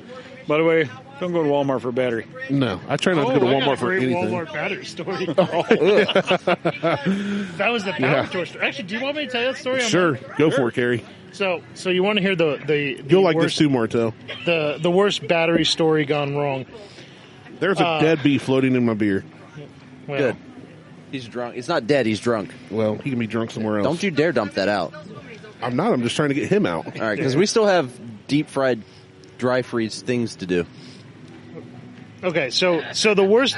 Oh, he was. He's totally dead. That was a full-on dead beef in my beer. He overindulged. We got to show him the door. All right, so the worst battery story ever. So this year I decided to do Hot Rod Power Tour with a good friend of mine, Austin, and we did it. Shout out to Lucor. Yeah, shout out to Lucor Automotive up in Plain City. But so Austin had pulled this 1979 AMC Spirit AMX from a backyard in Kentucky, which I love. That's I love those cars. Yeah. Oh no, I do too. And so this was a kind of rare car. It was and Austin's a pretty big guy too, right? No, he's not. I mean, he's wide but not tall. Oh, I don't know how tall he is. So he doesn't take up real estate like me. Well, let me put it this way: he had fixed the driver's seat for him. He had bolted it to the floor for his seating position. Yeah. And it basically meant that I was driving with my knees and my chest the whole way. I didn't know you drove. Oh, I drove part of the way. Well, if you watch the videos, you can see that there's the one video I watched was the one you're about to tell the story of. Okay. And then I watched part of one of the other ones. Yeah. So he had rebuilt the engine, the 304 V8 in this car, and he went through the tranny and he went through the rear end, but he didn't really check anything else in it, like the body harness, none of it. He welded some floors in, but he hadn't even finished welding like all the panels in, so there was like a good 3-inch strip of just seeing the highway right below the passenger seat the whole time. That's my favorite. It's awesome. Right. It made it really easy to get rid of trash on the way. But so the Hot Rod Power Tour for this year had 2 stops in Ohio. It had Norwalk and Dayton. And because my kid was starting school, instead of like camping out up at the venues, we decided to come back to Columbus so I could get my kid out for school the next morning for those first 2 days. Yeah. And that would help my wife and hopefully make her more amenable to me taking off entire weeks on long road trips in questionable cars. Right. So the second day we go to Dayton, right? And, here's the other thing about the AMX is that it had a sunroof, but at one point Austin just sort of poked the hinge and the thing flew off at speed. So we had a giant, 3-foot... When you say at speed... Oh, I mean, flop back, shattered, filled the whole car with glass. But what speed? Oh, 65 miles an hour. Because at speed could be 55, it could be 90. I know it was. He had actually not taken that car past 60 miles an hour before I drove it. And if you've ever been in a Spirit at 60 mile an hour, it's interesting. It's fun. I've been in a Spirit at 105 miles an hour. You're a braver man than I am. It was taking my life into my own hand. Actually, I will say this: that car was fantastic for the entire time, but. So here's where things really go off the rails, right? So we go to Dayton, and we're at the Veterans Memorial Coliseum, whatever it is. That's where the show is, and there's a ton of cars, and we have a great day, but it's hot, and everybody's just out in the sun, and you're baking to death. You can't have a car show unless it is hot and everybody's out in the sun and you're baking to death. Yeah. Right. I'm actually kind of glad it wasn't in the concrete parking sections, because then we really would be cooking. It was all in the grass areas. Okay. But, we had to find air conditioning at least a couple times to keep from fainting. It was a hot week, man. Get completely dehydrated, decide to go to dinner in Dayton before we leave. Now, up until this point, car's been running great. It started every time we needed it to. We've been, driving back and forth. We went up to Norwalk and back. We went out to Dayton. We stopped and saw them reassembling a B-17 in a small town that I can't remember the name of right now. But that's pretty cool. Yeah, we had a really fun time with that car. Actually, side note, coolest thing I saw is we went to the airport cafe where that B-17 was, and this guy walks in, and he's got to be 75 years old, in overalls with no shirt, and he is tattooed from his eyelids to his feet Jeez. Sounds like Randy's dream man. Right. He had 2 giant like pot leaves on his neck. You know, and I was like, this is the most interesting person. Yeah. What is your story, sir? Right. Yeah, that's the thing too. Like I kind of felt bad because I couldn't keep my eyes off him. Like that is the most interesting man I think I've ever seen in my life. Like, and he just comes into the airport. And you're cafe. a New Yorker. Well, yeah. I've seen That's not saying anything. No, I'm saying like New Yorkers, the craziest stuff happens and people are just like, that's normal. Yeah, I mean, yeah. So for you to say he's an interesting looking dude, I'm just saying like that's saying something. Yeah. Yeah, you're right. I've seen a gaggle of trans hookers on a corner in the Bowery. Doesn't faze me. Yeah. I see a 75-year-old shirtless guy who looks like the tattooed man, like the painted man, just literally covered. Like I don't think he had like a square inch of him that didn't have ink on it. Jeez. And by the way, I am a supporter of that. I think it's fantastic. Yeah. But like it's a weird thing to see among boomers because they were so anti-tattoo for such a long time. Yeah, back then it was like, You know, basically Well, some of them. It depends on what they military or did. bikers were the only ones really. Well, Navy. Yeah. That's what I said, military. Sailors and I thought you bikers. said just but bikers. No, military or bikers. Okay. It's more of like an outcast or outlaw type thing back yeah, then. it really was like you were like to get tattooed. And in fact, I think there's a movie called The Painted Man about like how somebody writes off society by tattooing stories across his entire body. And Yeah. I can't remember. It's a 60s movie. They're all weird. Anyway, Because they were all high. well, yeah. You mean But not on the fun. good stuff. Like we have better stuff now, and you know, Right. and we don't get better media now. But everything we That's have true. now is laced with fentanyl. Well, Depends where you get yours from. yeah. Not from the Mexican cartel. Well, wait a second. You can make the argument that everything back then was laced with angel dust. It Also doesn't make true. a difference. But that, yeah. Anyway, back to So back to the story here. So we leave Dayton. We go to dinner. We get in a car to leave from dinner, and we had met with some Power Tour people and some other folks, including weirdly some guys from like one of the airlines who were in town to refurbish a jet, who just started asking us about cars and stuff. They're like, "Oh yeah, we're from Arizona. Like, you know, our airline flew us out here to like swap an engine on a jet that's stuck on the tarmac in Dayton." Nice. And I'm like, and then they just started asking us, and they're like, "Hey, we got AMCs. I got an AMX right here," and they're showing us pictures and all. That's a great thing about car people. They will talk forever. You Yes. know? That's also the bad thing about car people. They will not shut up. Well, You're such an angry elf all No, the time. I'm just, it's the other side of it. Because I'm a car guy and I don't sit and talk about cars. Yes, Yeah, well- we started Wait, this wait, talking wait, about you going we racing. started this podcast and I talked maybe 10 minutes total in the 2.5 hours we've been recording. Yeah, and then I got bored. I do feel like you've kind of proven the point, though, that car people are just loquacious people in general because are. you talk on radio, you talk on mic, and I talk, Yeah. you can't get me to shut up right now. So anyway, Oh, let me. no, I can. Oh yeah, there's a We mute just hit a button. button I and just ignore hit a you. button and it goes away. Yeah. So all right, back on track. And the wife is looking for me. All right. Have not moved. We go out of the restaurant. We get in the car. I hit the key. Click. Nothing. Dead. So I go, you know what? This is probably a one-off. Let's not freak out about it. Austin, get in the car. Get in the driver's seat. I'm going to push start you. So here I am in this like chain restaurant parking lot. It's crowded too. Like I had to actually like yell at people like, "Hey, wait a second. We're going to push this car We're going to to do start." a bump start. Let's Yeah, go. and and it's on video too. You can see me like, you know, pushing this little AMX down the street, and he dumps the clutch and it starts right up and fires. I go, "Woo, yeah, let's go!" Jump in the car, get on the highway back from Dayton to Columbus, right to Hilliard. So night falls in that time period, and we're in about Springfield, Ohio-ish, when it gets to the point where we need to use lights. Okay. And Austin's driving, and he pulls the lights out on the dash, and all of a sudden we see the whole engine backfire through the hood. And I'm like, oh, that's not a good sign. That's an excellent sign. So he turns, and the car starts to lose power. So he turns the lights off, and the car comes right back.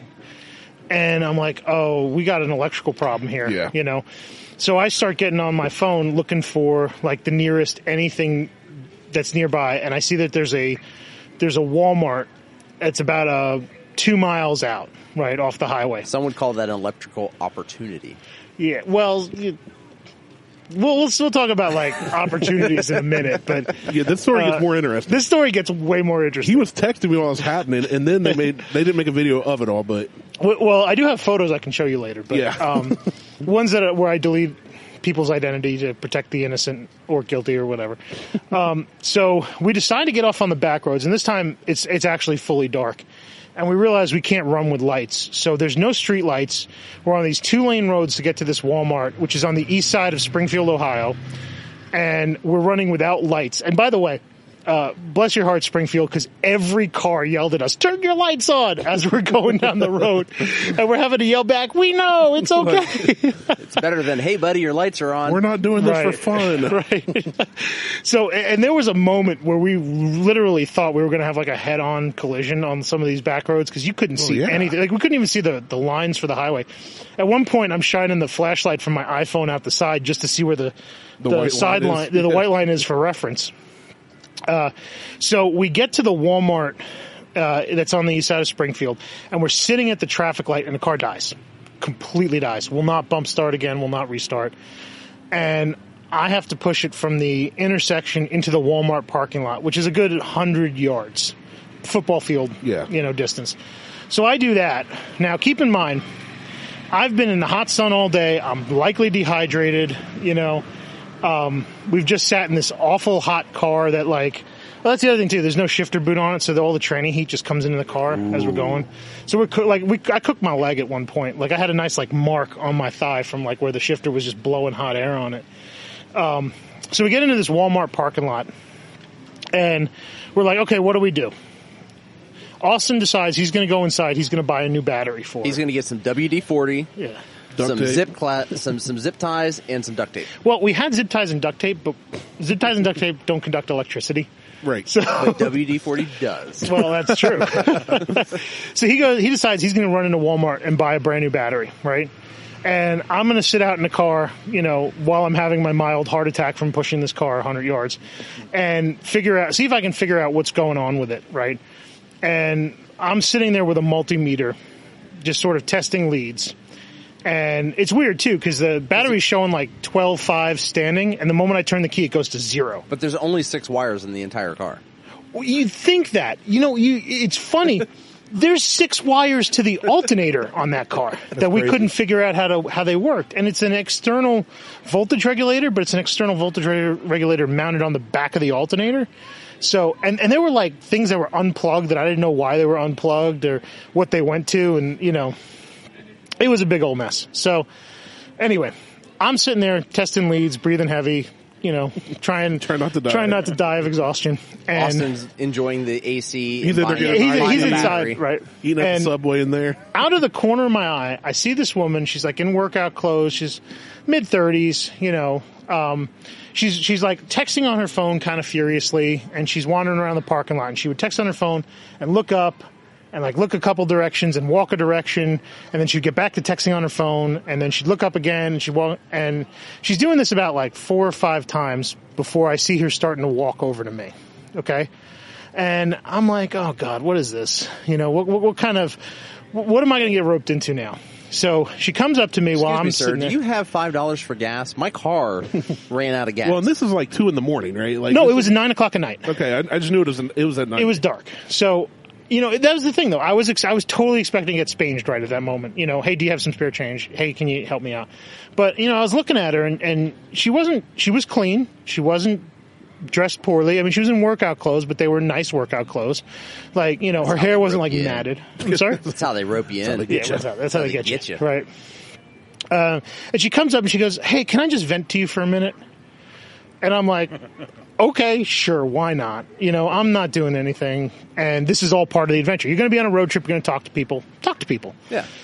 So she starts telling me about how her friend's supposed to meet her here and pick her up and the whole thing, and she can't find him or whatnot, and, she starts complaining about how she tried to return some clothes to Walmart. She's here for the scotch. For the scotch? Where's the scotch at? Where's the scotch? Oh. Too mean. That is the best shirt I've ever seen. We got Ryan. Yeah, there you go. Oh, we got any takers? You want a shot? Are you offering? Sure. He's offering, yeah. Come on up. Have a shot. Beth is going to love me for this. Podcast. Yeah. All right. So while he's pouring that shot, I'll get back to the story real quick. Go finish your story. So she starts talking, and I'm just sort of like half paying attention. And after about a minute, I go, wait a second, she's not talking anymore. All right, and she was leaning up against the car at one point and the whole thing. And so I look around the side of the hood, and I see her like crouched in a fetal position by the back tire of the car. And right away in my head, I'm like, oh, God, what's happening here? So I walk around, I go, hey, miss, are you okay? What's going on? And she's trying to like talk to me, and it's not very coherent, and it's kind of slurred. And at that moment, this other woman in a Toyota pickup pulls up, and she goes, hey, is that girl okay? And I'm like, I don't know. She just came up and started talking to me. And, like, I don't know her. Like, we're just having a conversation. And at that moment, while I'm talking to this woman in the pickup truck, she face plants into the asphalt. Like, just falls forward and just... Like, passes out. Completely. Completely limp. Yeah. And the woman in the Toyota goes, you know what? I'm calling 911. Well, that's a good plan. So, and here's the thing. I kind of feel bad about myself for this because I didn't realize, like, she was in the middle of an overdose at that moment. This is the woman in workout clothes. The woman in workout clothes who came up and talked to me. Like, she was talking to me, and I just, it didn't register because I guess I'd just been in the hot sun all day. We'd been at this car show. You're exhausted. You're tired. Yeah, I just pushed the car like through an intersection because it died. We're trying to fix it in the parking lot of Walmart, and so it didn't occur to me to, like, as soon as I see her in distress, to call 911. So thankfully, if you're talking to somebody and they fall, you know, you were doing the, hey, are you okay? You know what? I was target fixated because I see the person fall. I see the person in distress, and I'm trying to work with them. I'm trying to work that problem. Right, that's what I'm saying. Instead of looking at the larger situation, right? So, come to find out that the woman in the Toyota, who has 2 teenage kids with her, by the way, she's not getting out of the truck because she has a broken leg and a cast. Jeez, the whole situation's a mess. Right? So she's on the phone to the 911 operator. The 911 operator is giving her instructions that she's yelling to me. You were playing the world's worst game of telephone. I really was. Like, it was a life and death telephone game. So, like, they're telling me lay her on her back, elevate her head, like, you know, make sure you keep talking to her, make sure she keeps breathing. And the whole time I'm doing that, right, she's flat on her back, right? She's, and I'm watching her breathing too. And it's getting more and more labored. And I'm starting to get nervous because I'm like, all right, it's still technically the middle of the pandemic. Yeah. I don't know this person. What happens if I have to give her CPR? You know, like when I was in the fire department, I had CPR training, but that was like 20 years ago. It's been a minute. Yeah, it's like I haven't had to like practice on anybody in a good decade and a half at least. So, and by the way, Austin's still in Walmart. He has no idea what this is going on. He's in there getting nachos he comes out to this scene where I'm with this like Sleeping Beauty on the ground, and he's like, "What did you do? Why did you knock that lady out? What the heck happened here? Like, what have you gotten us into?" And I'm trying to. And here's the funny thing. At one point, I had texted him a picture of what was going on. And I said, "Tell the Walmart employees there's somebody sick in the parking lot, and they need to like do something." And he did, by the way. He came out, he saw the whole scene, then went back to Walmart and said, "Hey, there's somebody sick in your parking lot." And they were like, "Yeah, just call the cops. We're not going to do anything." You know, so good on you, Walmart. I mean, granted, it's Springfield, so there's probably, I'm also not sure they're legally allowed to do something, because, like, if they touch somebody, it's probably one of those things where they tell their employees, like, if somebody goes down, call the cops. Because if you touch, I've worked at places where they say if you touch them and then something happens because of what you've done, you're liable for it, or they can get sued. Well, so here's the thing, right? It's their parking lot, and they're liable for what happens in their parking lot to a certain extent. I was saying, you know law far better than I do, obviously. Well, so. Yeah, so you're right. The situation that triggers the least amount of liability for Walmart is for them to acknowledge the situation and take action by calling the local authorities, right? Because even though they'd probably be covered under Good Samaritan for like taking some kind of action, it's you don't want to risk that, right? Yeah. You don't want to risk somebody trying to give CPR and they break a bone they weren't intending to on the person. Right. It was, it becomes a thing. So anyway, back to the original story. I'm sitting there like debating, okay, do I want to risk getting COVID from this person because there's a chance that it could happen, even though I'm vaccinated, and that's not an invitation for politics in the comments. I'm just my take on it. We'll ignore him anyway. Right. Oh, dude, never read the comment section. That's what I've always heard. Never read the comment section. So, I'm sitting there having this like moral dilemma, and the cops roll up, right? And I'm like, thank God, Right. somebody who's an authority figure is here to help the situation. And, cop gets out of his car, and he's a nice guy. He was, actually really chill dude. Gets out, sort of looks over the situation, goes, we got an overdose here. And that's about the first time I realized, that's what I'm in the middle of, Because I just, I guess I was just dehydrated and just so knocked out of it. Here's the thing, though. You're not trained to recognize that. And two, somebody just went down. You don't know why they went down. It could have been a heart attack. It could have been any kind of medical condition. Yeah. Like, I wouldn't expect you to know that. I wouldn't know that. Right. I want to get out of my car and be like, oh, yeah, that's definitely an overdose. Like, I want to know that. Yeah, I really had, no idea. But he was just like, he just walks up, just sort of looks at it and goes, that's an overdose. I'm like, okay, great. So what do we do? And he's like, we just wait for the ambulance to arrive. And I'm like, well, don't you have Narcan or everything? He goes, actually, in Springfield, we're not allowed to carry it. And if we had it, we're not allowed to administer it. So we have to wait for the ambulances to come. And I was like, that's news to me. Yeah, I didn't know that. Well, so my neighbor is in the Air Force, right? And she works in Springfield. And actually, I was having this conversation with her because their training is you call the police if somebody's having an overdose, and they will administer Narcan. And I was like, well, you may have to check in on that because you may have to update your training. Because if you're relying on something that they've changed their policy on, right, that's not a good sign. But anyway, back to this. So I'm sitting there and I'm back in my head about, okay, well, keep her breathing. And there's like times where she's not breathing for like a couple of seconds. And I'm like poking her going, hey, and I don't even know her name, by the way. She hadn't told it to me. I'm poking her and going, hey, breathe. And she'll like do this big draw in like, yeah. And she breathes and that tides her over for another couple seconds, right? And at that point, I see the ambulance coming down the road, and I'm like, oh, thank God.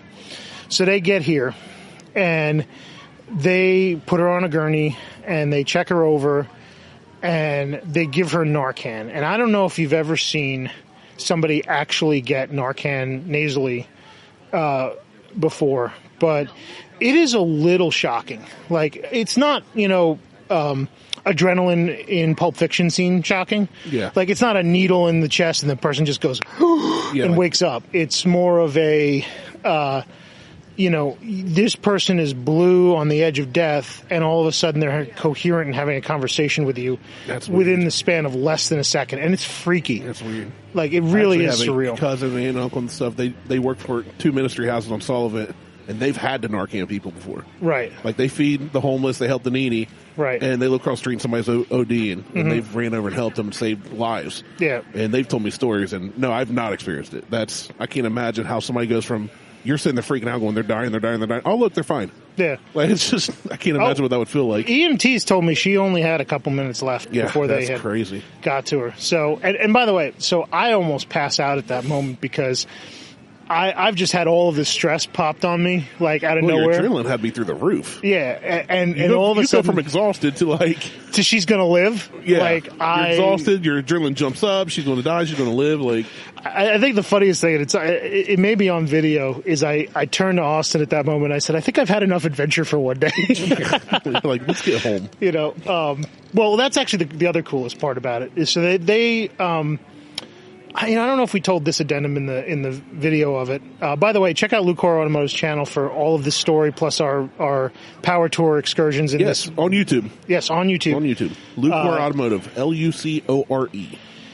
It's a wonderful time and a lot of fun. If you guys ever get the chance to do the Hot Rod Power Tour, I highly recommend it. But back to this part of the story. So I almost pass out. I'm sort of getting collected. The ambulance hauls her away, and there's about 6 cops there now, and they're all sort of hanging out with us. And one officer comes over, and he's like, so how long you guys figure you're going to be here? And we're like, we'll probably need about 45 minutes to fix the car. And we're only going about 20 minutes down the road. And he goes, great. If you see her again, don't have sex with her. That's good advice. And at that moment, I was like, wait, what? And he goes, well, the hospital's not going to be able to hold her. They're going to have to release her. There's a good chance she's going to come back here because it seems like she may have left her car here. And she, Narcan puts you in full detox at that moment. So she's going to be hurting for it. And she may be willing to do things to acquire it that, normal people may consider prostitution. So that was his comment, and I was a little. That was a left turn for me that I was not expecting. Yeah.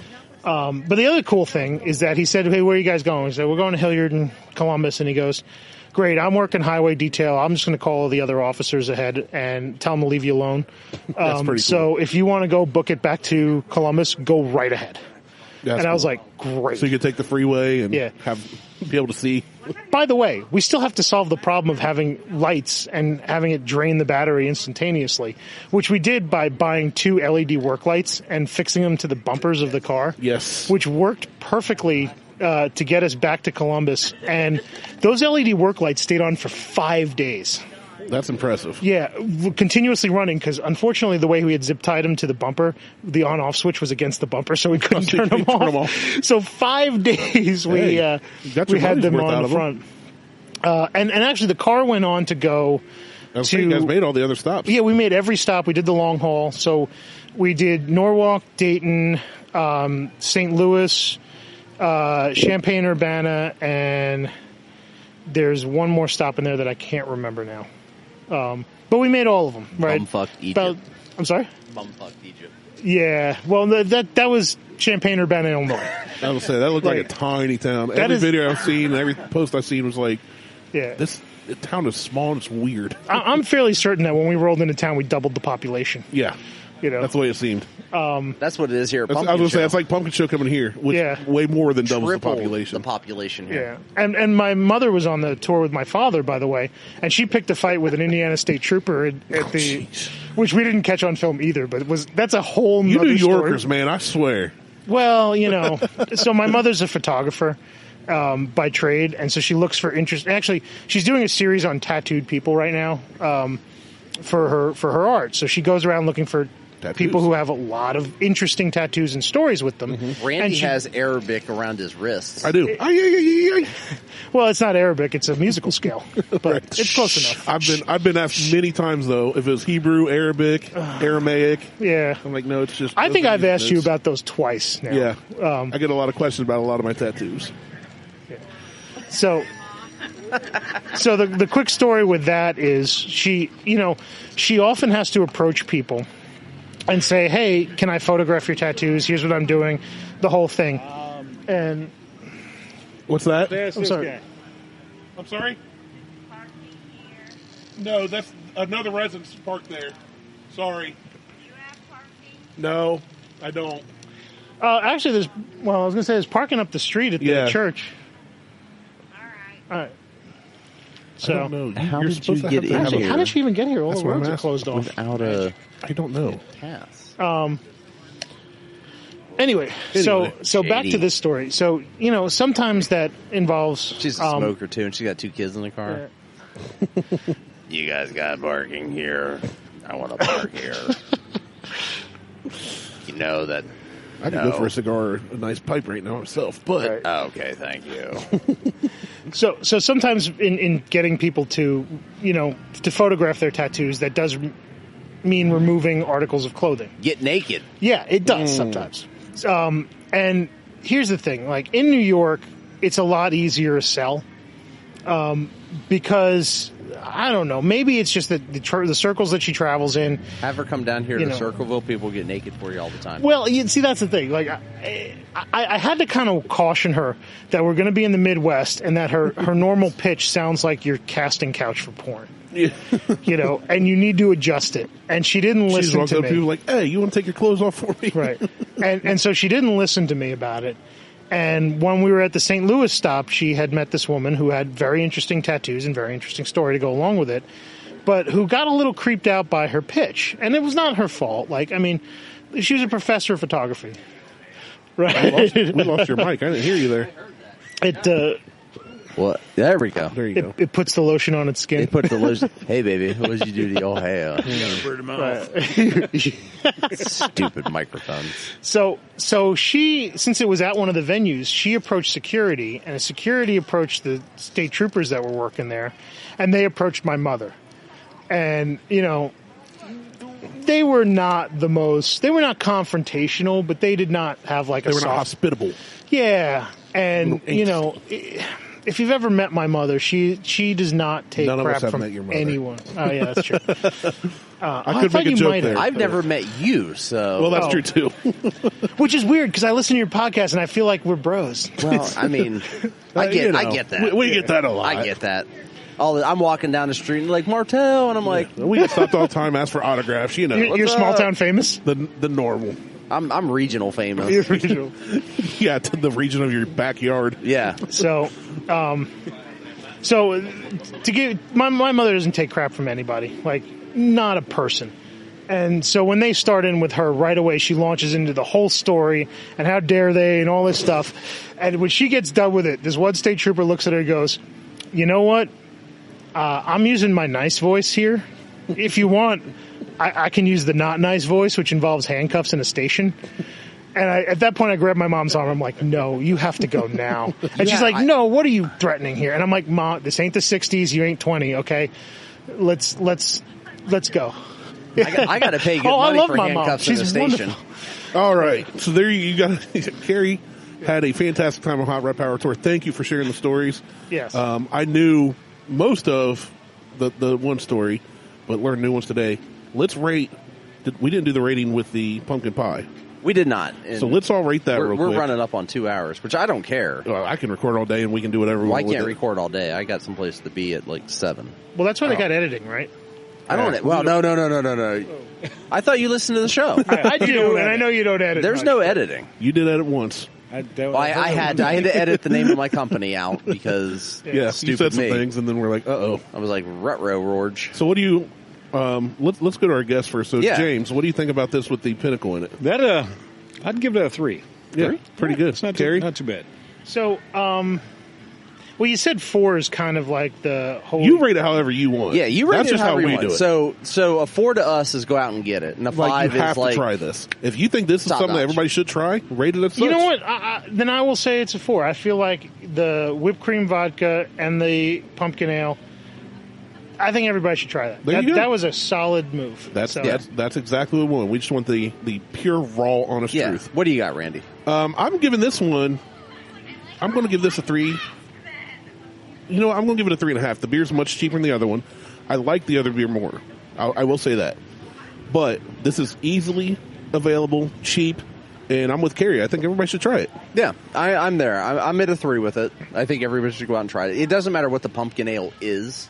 Yeah, as long as you get a Pumpkin solid, beer. find a pumpkin beer you like, or honestly, even if you don't, the whipped vodka makes it a completely different drink. Yeah, the whipped vodka on anything just makes it a completely different drink, which is called a pumpkin pie. It's just pumpkin beer and whipped cream vodka. Yeah, it's good stuff. So Is your wife yelling at you yet? Well, if I answered the phone, she probably would. she walked by 4 times staring at it. Oh, I'm sure.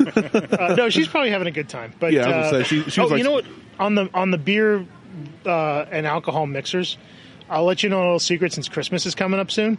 And I discovered this, in my debauchery days of being a college student.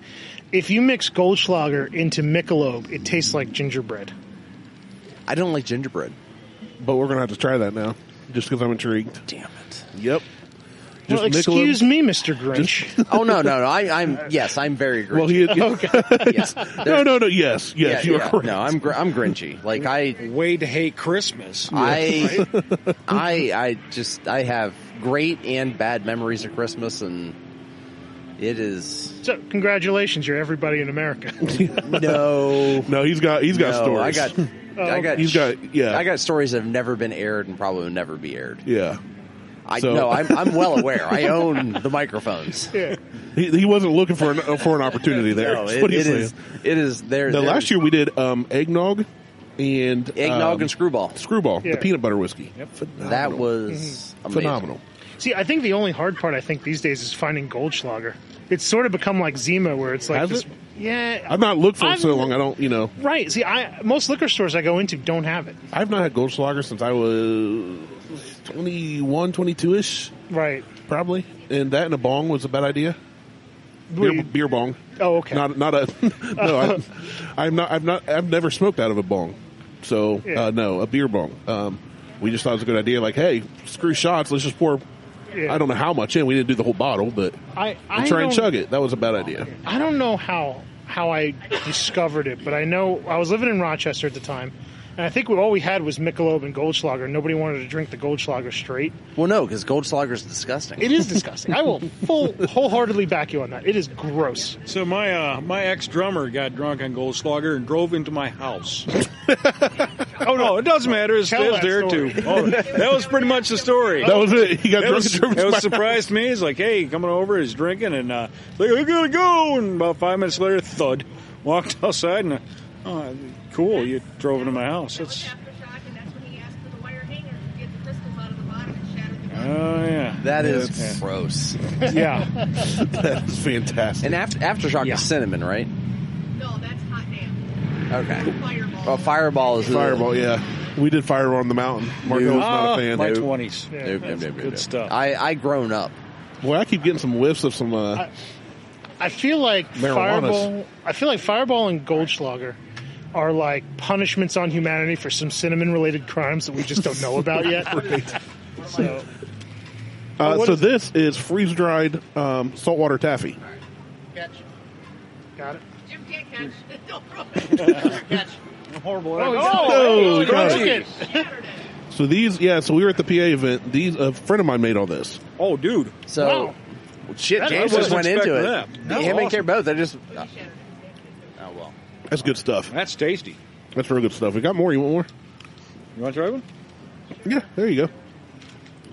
I'll let you pick Yeah, Where'd that's that bottle go? what's that? I think that was cotton candy. That was Oh. disgusting. Take Martelle your cup. Tell him to pour you one. Yeah. You say yours was cotton candy? We'll try the other one. I then. think it was cotton candy. It, Hey, It was That's blue. wild, isn't it? Carrie wants a little rye. Oh, I think she's dying. you know what they say, rye whiskey. Oh, that's great. You don't like orange creamsicle? The powder went down my neck. Oh, yeah, it is. It is. I'm good. It is freeze dried. Good too. I was surprised. So we did Traverse City Yep. on the show, and I think we did the barrel strength. And it was Apparently we really pronounced good. it wrong the whole time. Isn't Traverse City like famous for cherries or something? Yes. Well, they're from Michigan, so And in wine, also. We have wineries up there as well. If any of you guys follow Oak Island, Yep. Lugana Brothers, they're from northern Michigan. They're actually from the Muskegon area. I just realized we're all sitting here listening to her and nobody can hear her. Nobody Nobody can. Traverse City area. It's picking up. Well, no, you guys can. I meant the Slightly. podcasters. No, I think it's picking up on my mic. On your right. Okay. Very slightly, but it's fine. But yeah, it's Traverse City's national for cherries. Yeah. That's Well, also I where like, you go if you got money and Save wanna those look for cool. last. Oh. Be all hipstery. Yeah. Just Yeah. trust me. Save them for last. Save the Okay, Skittles all for right, last. all right. I will say this: anytime they have Traverse City ice cream at my Meyer, it's always cherry and amaretto, and I'm like, I'm in. That sounds great. Yeah, yeah. That sounds really good. Yeah. I love cherries. That's my favorite fruit. So. Well, cherry and amaretto flavored ice cream with big chunks of like black cherries in it. Oh, that sounds so good. Like, go to Meyer, man. I don't eat ice cream a lot, but I would. Yeah, I'll eat some of Yeah, that. I'm not much of it either, but So these are. Oh, you just party foul. you disconnected the mic. My mic's not on Okay, now. what are these? Are these freeze dried as well? Yes. Nobody. What are they? Nobody They can. look There. like Now I'm something back. finding a cereal. It wasn't the mic, it's the headset. Freeze dried. Oh, my headset. My headset got jacked. Like the Lucky Charms. You knocked over Well, my. I think that's what you they just are. spilled is some that of that. They're just freeze dried too. The rye. Oh, I wonder what this tastes like with the rye. Yeah. I didn't get a marshmallow. I need one. Oh, that works. Does it? Well, you will wait. I will wait. I don't have a choice because I'm not getting out of this chair. I'm pretty comfy. I'm not gonna lie. I've been kicking back like this for like hours, just chilling. And as long as I don't have to pee, I'm good. So, who's going to listen to 2 hours of Buckhorn podcast on? No one. What? There is no Nothing. premise. There's It's no sitting premise. around with It friends is and having fun. Just chatting. It's like if you filmed Seinfeld in Ohio.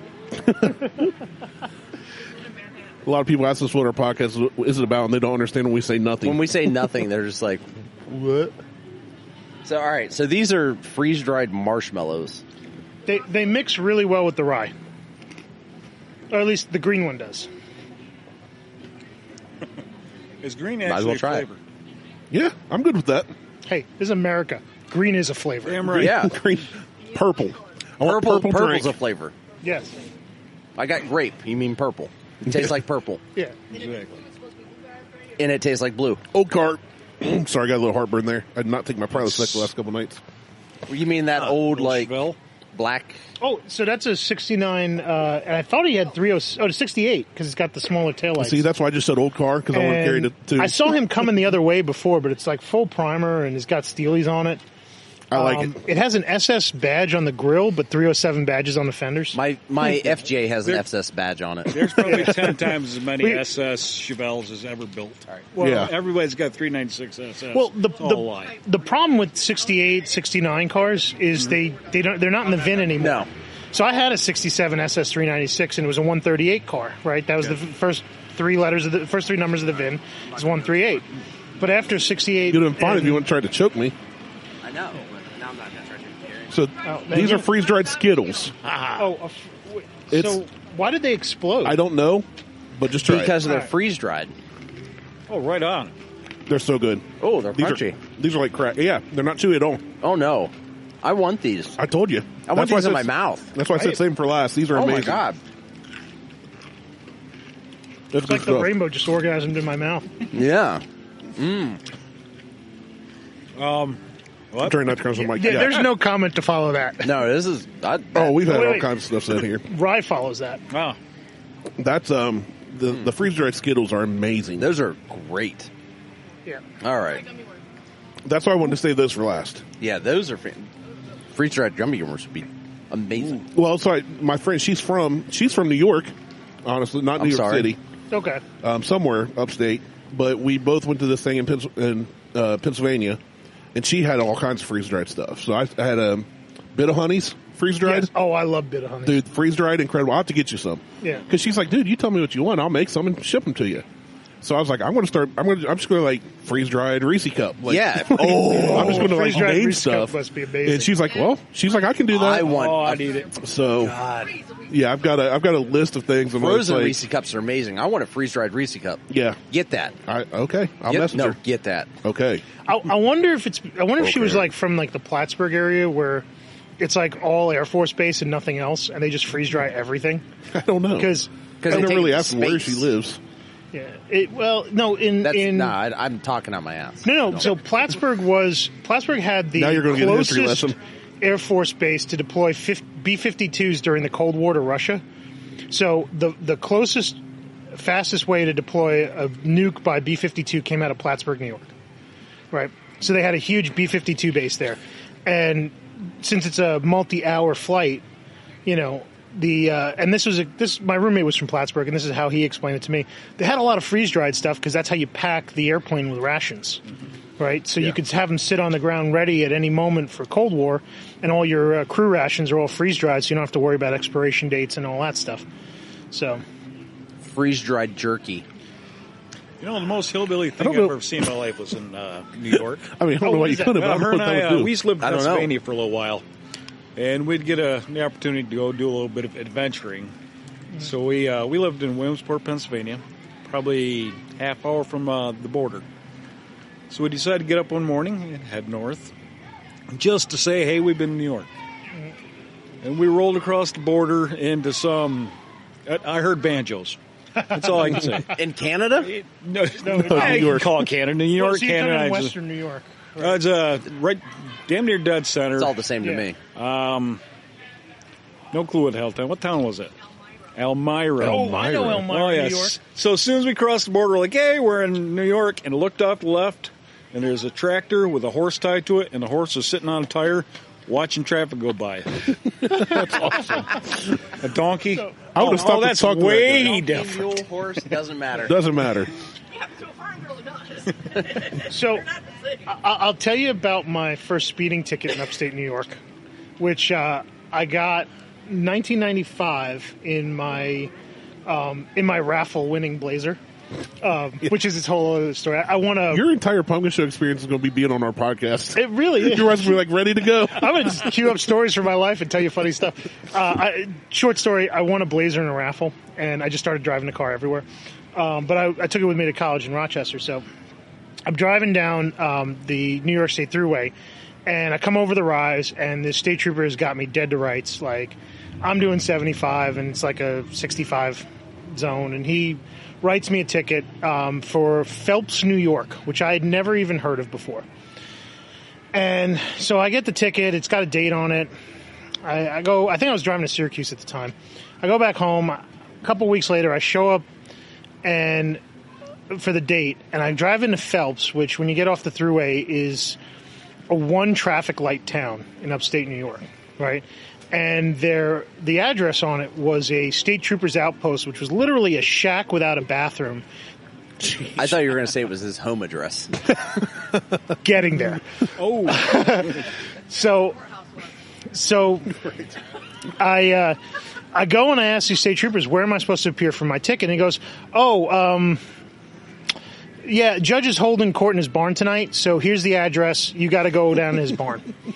So while I'm sitting there talking to the officer, this guy, on a tractor is herding about 20 heads of cows through the traffic light in the middle of Phelps County. That's awesome. I don't know where I've he's seen that taking in movies. I've never seen that in real life. Right. It felt like a movie. This is like 1995, so nobody's got camera phones. I'm not carrying a camera on me. I wish I had taken pictures of that. Wait, I'm sorry. Everywhere, Michigan. Yeah. Everywhere that's not Detroit. Mostly. No, even in Detroit. I've been to Detroit once. That was one time too many. So I go. I literally drive like a mile down the road, farm road, no street lights. Get to this barn, and there's all these cars out in the parking lot, and it's literally one after the other. The judge has a folding table in the center of his stable barn. He's got horse stables on both sides. That's awesome. And he's just hearing every case that comes in. And I don't know what caused me to do this, because I was watching him, and he wasn't letting anybody off. There was no negotiation. He wasn't hearing, if you wanted to present evidence and stuff, he was going to delay your date and send you out another month or so. But if you were just making your case hey, this was an accident, I don't think your officer was reading it right or whatever, he was not partying with any of that. So I think I grabbed the prosecutor who was there, and I said, hey, is there any way I can make a deal with you before I have to go in front of this guy? And he goes, well, I tell you what, judge doesn't like to give you 0 points, but if you'll take a 1 point for, improper signal, I'll let you, you can do that. Just expect he'll give you the maximum fine. I'm like, great, I'll take it.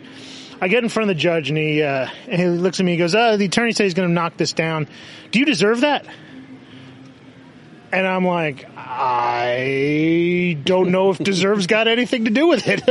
But he and I had a talk, and I thought that we're just going to do this. He's like, what, just get out of my car. I'm here, maximum fine, which I think at the time in the 90s was $75. And I was just so glad to be out of there, because that was as small town as I was ever expecting it to get. Yeah, that's pretty small town. No one ever deserves the fine that they get for speeding anywhere ever. Well, and good thing you were white too. Well, there's that. Even if I'm doing 45 over the speed limit, Martelle's doing 90 through school zone. I don't deserve. No one ever deserves the maximum fine. Over the speed limit. I will agree about maximum fine. So here in Ohio, anything up to 19 miles over the speed limit, it's the same price. Right. So if you're doing 2 miles over and you get pulled over, it's $75. If you're doing 19 miles over, it's $75. Mm-hmm. Yes. Yeah. So speed at Ohio. Actually, as long as you're not doing 20 over, 20 is reckless op. Right. So as long as you're not doing 20, it's not a reckless op. So as far as I'm concerned, anything there's no difference between, so it doesn't matter. If you're speeding, you're speeding. But I don't think the penalties that they have, because you're still going to get a ticket. You're still going to get points. Another school bus. I will say this. The only time I sort of support writing speeding tickets in general and fines is that officers will write them in connection with an accident to show fault. That's fine. That's supporting. That's fine. And I think that's acceptable. That's acceptable. And I don't mind reckless car op, chases. But I don't mind car reckless op. chases. Yeah, true. The other thing I will say is I don't know if it's still true, but I know at one point Ohio wrote the most amount of speeding tickets in the entire country. Oh, God, yes. At one point, Hilliard Rome wrote the most in the entire country. Wow. Old Hilliard Rome, not where you are, but the little village. Mm-hmm. It was a national article. You can Google it. Oh, yeah. This whole corrupt they were family. Disbanded I got pulled over there for my washer nozzle neons and ticketed. Wow. Way back in 2000, I think, 99, 2000. They've been disbanded since, like, 2000. Oh, yeah. It became such a big deal. They shut it down. You know what? I think I heard something about that on NPR. But I guess I was just leading up to the fun fact that it actually makes its way into the Cannonball Run movie. Because Brock Yates makes a joke about it. And at the time he's making the joke, it was true that Ohio was writing the most speeding tickets in the country. It got so bad. So Hilliard Rome was disbanded because they were writing so many tickets. South Bloomfield, too. And it was tickets for, like, 1 and 2 miles over the speed limit. Not, like, 5, 6, 10. Right. It was stupid amounts. Everybody, so you didn't live here back then.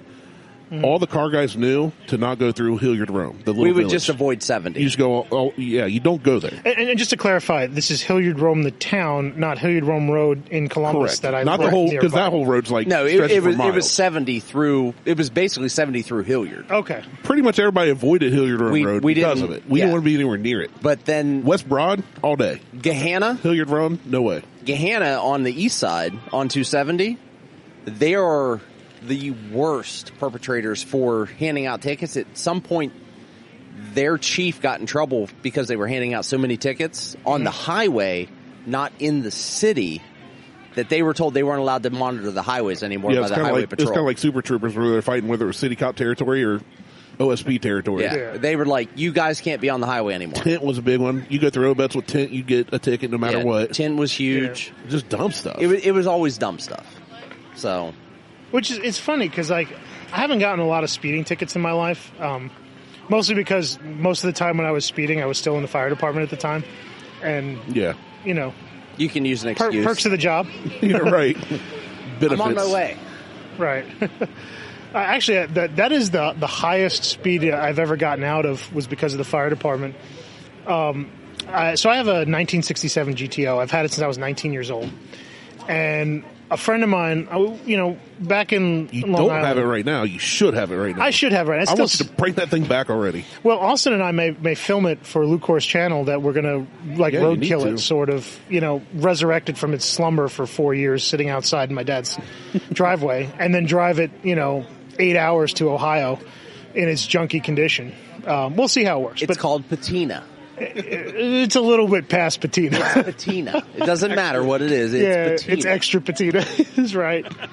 So when I was in the fire department, I had this car, and it was a pretty quick car. I ran 12s in it at West Hampton before they closed that track down. And I had a Starsky and Hutch blue light for it, and I had wigwag so I could answer fire calls in it. And it was a lot of fun. But one night we were hanging out at Dunkin' Donuts in Roslyn, New York, which is on Long Island. And a friend of mine comes up. He's like, "Hey, my girlfriend's never been in a fast car. You want to take her for a ride?" So I'm gonna interrupt for a minute. The couple that just walked by, they're Latina couple. She had the biggest boobs hanging out with the most enormous dragon tattoo on the inside of her cleavage. I've seen that I've that ever cover more seen of the front than that. Yes, I'm afraid one sneeze would have undone that. I mean, holy shit. I'm not judging. I'm a fan. I'm not judging. I'm just calling it out as we watch people walk by. It's getting crowded. Anyway. Go ahead. So back to that. The Dunkin' Donuts backs up to a 4-lane road. It's a local road, and there's no driveways. There's no feeder roads on it. It's a good 1.5 miles of just straight shot. So I said, sure, I'll take her for a ride. So we get in the car. I turn out on that road, and I just hammer it through all the gears, right? And I'm up at about right around 120 when I see lights coming the other way. And I go, please don't be a cop. Please don't be a cop. Please don't be a cop. Sure enough, he comes right by me. He's a cop. Right? Always a cop. And, yeah. And there's a cement median between the lanes. So he had to, go down, around, and come back. And I'm like, you know what? This road dead ends. I'm going to have to, pull over. So I just literally just pull over and I wait for him to pull up. Right, and he comes screaming up, locked up brakes, the whole thing, and these are the old 9C1 Caprices too. Oh. So anywhere you had to stop when you stepped out at the rear's locked, or they always skidded to a stop. It's like being in the Starsky and Hutch television show, except 90s. Anyway, so he gets out of the car. He's pissed too, isn't he? Oh, super pissed. Yeah. Like throws open the door. And it's not warm out. It's He like doesn't throw October, the door, but November. he kicks the door open. Well, you still had to push the handle. He but pushes the handle and uses his foot. Yeah. I mean, throws it open, looks in and goes, "Oh, it's you." I'm looking at him. I go, "I don't know this guy. Like, how does he go, 'Oh, it's you'?" So, he takes a step back, takes a breath for a second, goes, "Hey, can I talk to you for a second?" I go, "What, outside the car?" He goes, "Yeah, I think you got a taillight out." And so I get out of the car and I go back and he goes, "What the heck are you doing, man?" I go, "Oh, it's my buddy's girlfriend. I'm just showing off for her." He goes, "You can't be doing that around here tonight." And I'm like, "Well, what are we going to do about it?" And he goes, "Well, I'm just going to have to let you go. I'm not writing this up. I'm not getting you in trouble for whatever stupid you were doing." And I said, "Well, how fast was I going?" He goes, "I wasn't able to clock it, but you were moving." You should have asked him, what about tomorrow night? Yeah, right. You're doing this tonight. Where can I do this tonight? What about tomorrow night? What about next weekend? So he goes, "I'm going to let you go. I won't even make a big fuss out in front of the girl. Go ahead." So I get back in the car. He honks his horn, waves out the window. I turn to her. I go, "I have no idea who that is." And she goes, "He knew you." And I'm like, "Oh, that's not a very good sign." I go to my fire meeting that Thursday, interdepartment, and I see him there, and he's a volunteer member of one of the other companies, and that's where he knew me from. He was in the same department in a different company, and he recognized me because of the car, and because of who just he's seen me at the meetings and stuff. Come to find out later, he's got a '67 Camaro, and nice. That's probably the other reason why he was letting me off the hook. Yeah, Was it car red? guy. What, his Camaro? No, Like every 67 Camaro is red. his was silver with the black hood stripe, the bumblebee stripe that goes up and over the nose and down the sides. Yeah. But my goat was burgundy. Well, burgundy and primer. So, Burgundy and primer and rust. yeah, lots of rust. Yeah, you need to sell one of your 94 motorcycles and 17 cars and get that thing back and get it going. Well, hopefully this year, fingers crossed. There you go. All right. So we're at like 2 hours and 20 minutes. That's a good couple And episodes. I'm gonna shut this down at this point, but I'm gonna ask the question. We're gonna start with Carrie, and then we're gonna do James, and then you, and then myself. How much wood could a woodchuck chuck? No.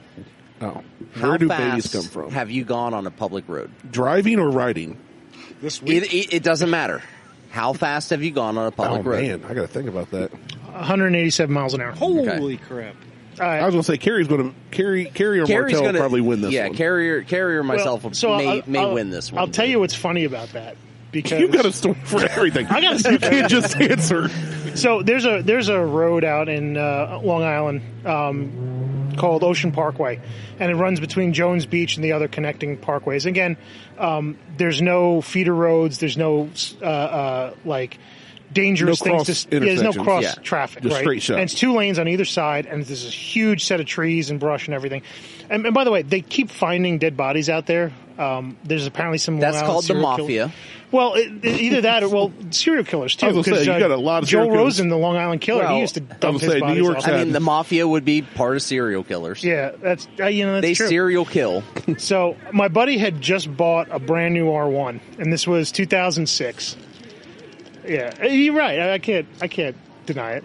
So he bought this brand new R6. I think it was 2007, and we went out to just sort of have some fun with. He put a power commander on it that was supposed to lift the speed limiter, which was 186 miles an hour, and I had my Garmin GPS at the time, which could track mile an hour. So I put it in my pocket. I got on his bike, and I went for a rip straight down like 2-3 miles on this parkway, and I had it indicating 209 on the mile an hour on the Speedo. Which Speedo's never right. Right, and that was my thinking, because that's why I put the Garmin in my pocket, because when I stopped, the Garmin said, I think it said either 187 or 188. Okay. And I was like, okay, that's the fastest I've ever been in my life. By the way, I'm never doing that again.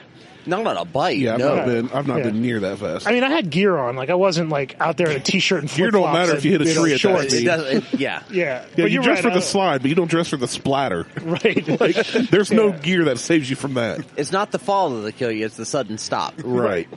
So You go full Sonny Bono into a tree, it ain't going to matter what gear you're wearing. So that's the fastest I've been on a public road. All right. That's great. And I had a feeling as soon as you asked, Kerry's going to win this one because bikes. Which is fine, Like, because you know, bikes are crazy. It's not like everybody's taking out mini cars that will do 187, period. So in a car, I think it's about 155. Okay. And that was in my father's C4 ZR1. And that was, well, that's a story for another time. Yeah, we'll have another 2-hour podcast and have you on. Well, if you have me on, you can guarantee it's a 2-hour podcast. Wow. we can record whatever. Beth even messaged me at one point, and she said, man, this guy might talk more than you do. And I said, yeah, this is Kerry, the guy from New York that I talked about from CR, went to Jeep Night with, and she goes, oh, that explains it. So James, where are you at? How fast have you gone on a public road, either riding or driving? Somewhere between $120 and $130. Just about the time I started nailing brakes, lost it, slid into a train track with the train barreling at me, and my engine stopped. Yes. By the way, I made it. Obviously. Good to know that you're not an apparition in front of us. It was my Trans Am, and I was young, dumb, and that's pretty much it. All right. Put the rest together. By the way, don't do that shit. Beat it. Well, how fast have you gone? His 1994 Ford Ranger, 125 in a 94 Ranger? It was a force. Well, that's downhill. Or You lean forward. Or the 5-speed. I mean, I was good for racing that one, too. I was saying, I didn't know Ford By Ranger the way, do the Jeep tops out about 118. So I know. he said, "Tops out 118." She goes, "I know." I've only broken 100 in 3 cars in my life. The fastest I drove, and I was driving all of them, was 156 in a Dodge Viper, and I didn't realize I was doing 156 because I'd not driven such a machine like that in my life up to that point. It was a buddy's car, and I was on South Parsons Avenue behind Soda Downs. Okay. And I looked down and went, "Oh no, I've got 3 more gears, and I'm already like flying." Second was my buddy Saline. I hit 147. And the third was my Toyota Tercel. And I hit 118 in my Toyota Tercel. Well, it pegged at 118. That There's a scares video me. of me passing other Columbus Racing OG members, and he sees me pass in the old video. I pass by the Tercel on 270. He looks at his speedometer, and it says 120. And then his pastor goes, "Was that the Tercel?" That was it. So I don't know how fast I was going, but it was over 100. Okay. It took a long time to get there. So my fastest would have been 170 in a Trans Am, supercharged Trans Am. It would have been Anthony's. I was about to ask if it was Anthony's. It was You know what? I don't know how fast we went in his. He was driving, and I was trying to keep my butthole together. Yeah, that's the extent of every story I've ever heard. But Yeah. I ran up to his house. He's like, "Oh, I just got done doing a tune. You know, let's run out real quick and do a test." I'm like, "All right, cool." We drive down Broad Street. We hit 270. Before we even hit Gahanna, we're at 150. We pass Gahanna. We're at 170. I said, "How fast are we?" He goes, "We're at 170. I said, "You need to stop." Please. Because we were still climbing at 170. I'm like, I'm done. Like, Auto lull. white knuckling, like, just trying to keep everything on my insides. In a car, that's really impressive, too. Like, because the It's very aerodynamics really impressive. play into it a lot more Yeah. than other vehicles. Well, And also being in the passenger seat is horrifying. Terrifying. When you can't. Yeah. Oh, yeah. when you feel like have no when you know control you have over no anything. control. When you get tunnel vision and in your passenger seat, that's a problem. So, but driving myself, it would have been, the speedometer said 120. It was really about 110 in my old GTI. Yeah. So 170 on 270. Here's the thing: is your Scares me. fastest time in a car, is your fastest speed in a car, your scariest moment? No.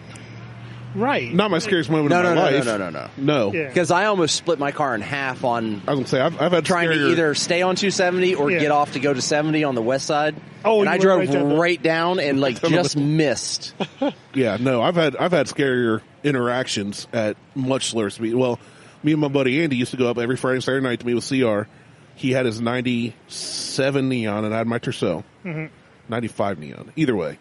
His had a swap motor. His was faster. His handled worse than mine. On mine, I did suspension and everything first. Yeah. And we're going down 270 and we're full on Fast and Furious before Fast and Furious. You know, there's not much traffic. It's late at night, but we'd go around cars either which way. And one time he went left, I went right to get around a car in the center lane. And we came together at the same time and missed each other probably by about half an inch. It probably more than that, but it seemed like half an inch. That was terrifying. We were only doing like 75 or 80. But I thought for sure we were going to clip each other. Yeah, only. Versus 100. I mean, Carrie was going, you know, a couple bucks on a bike. That sounds way scarier. But in the moment, I thought we were clipping each other, going 75 or 80, and who knows what would happen. And someone's spinning out. Yeah. So, best case, it's just a spin out. But no, I've had. My most white knuckle moment without any kind of incident is back in high school. My buddy, his father had this 62 Corvette, and it was manual brakes, manual steering, no seat belts, no top.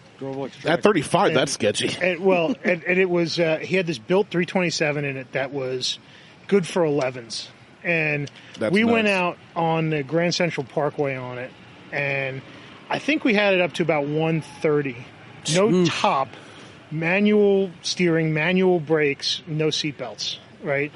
And, you know, at that moment, the road is starting to tunnel vision in that kind of car. Because you feel like you got everything open but the toolbox, just, you know, hauling down the road. Like, everything's shaking, it's vibrating, it's, you know, it was taking a life in your own hands kind of moment. Yeah. Like, you know, I think it was even faster. I think we were up around like 140 or so. I mean, I've been on an ATV going through the woods at 35 and had white knuckle moments. So speed's not always the main thing. But yeah, I've been on a few bikes in my life on public roads. I've never been above 65-ish probably on a motorcycle. So I've never been like, over 5 miles an hour on a motorcycle. I don't know what it feels like. I laid my dad's Harley down just in my yard. He just went over and pushed it over. I got run over by my own motorcycle. Ooh. That sounds like a story for another time, It too. does sound like a story for another time. Oh, Carrie's got stories for days. All right. We're going to shut this down. All so right. check us out on Facebook and Instagram and Twitter. Insta, Google, Tweetgram, and Amazon. And apparently we're on Amazon now. And I know we're on Spotify, but so whatever. Spotify, fuck you, Spotify. Yeah. Take that. No one listens on Spotify. Since Spotify listens to us. Yeah. Hey, we're at P Show, and we had pumpkin beer. The urination station. James drove down from Michigan. And Carrie showed up and told stories. And he doesn't even smell like hot dog water. I'm impressed. Yeah. So because we don't bathe in it. We just no, not you, him. Michigan. Oh yeah. No, I expect you to smell like pizza and depression and regret. Sounds like a No, I do. Hey, New York, not New Jersey, all right? Okay, fair. Because here's the funny thing: when we went to New York as a bunch of young adults, we made a wrong turn, and all of a sudden we saw a sign that said "Welcome to New Jersey," and we were like, "No, turn around." We immediately, the first thing we did was turn around and go back. Yep, been there. I was like, Wrong way. I don't know anything about New Jersey except I don't want to be here. Right. all right. So, hey, and keep an eye out for part 2 through 5 of the Road to Indy with Mo and I. Yes, That'll be released off schedule, but legit racing. that is going to be an amazing set of series, shows, stuffy things going on. Anyway, I'm Martelle. He's Randy. For James and Carrie, we're out. Peace. Peace. Take care.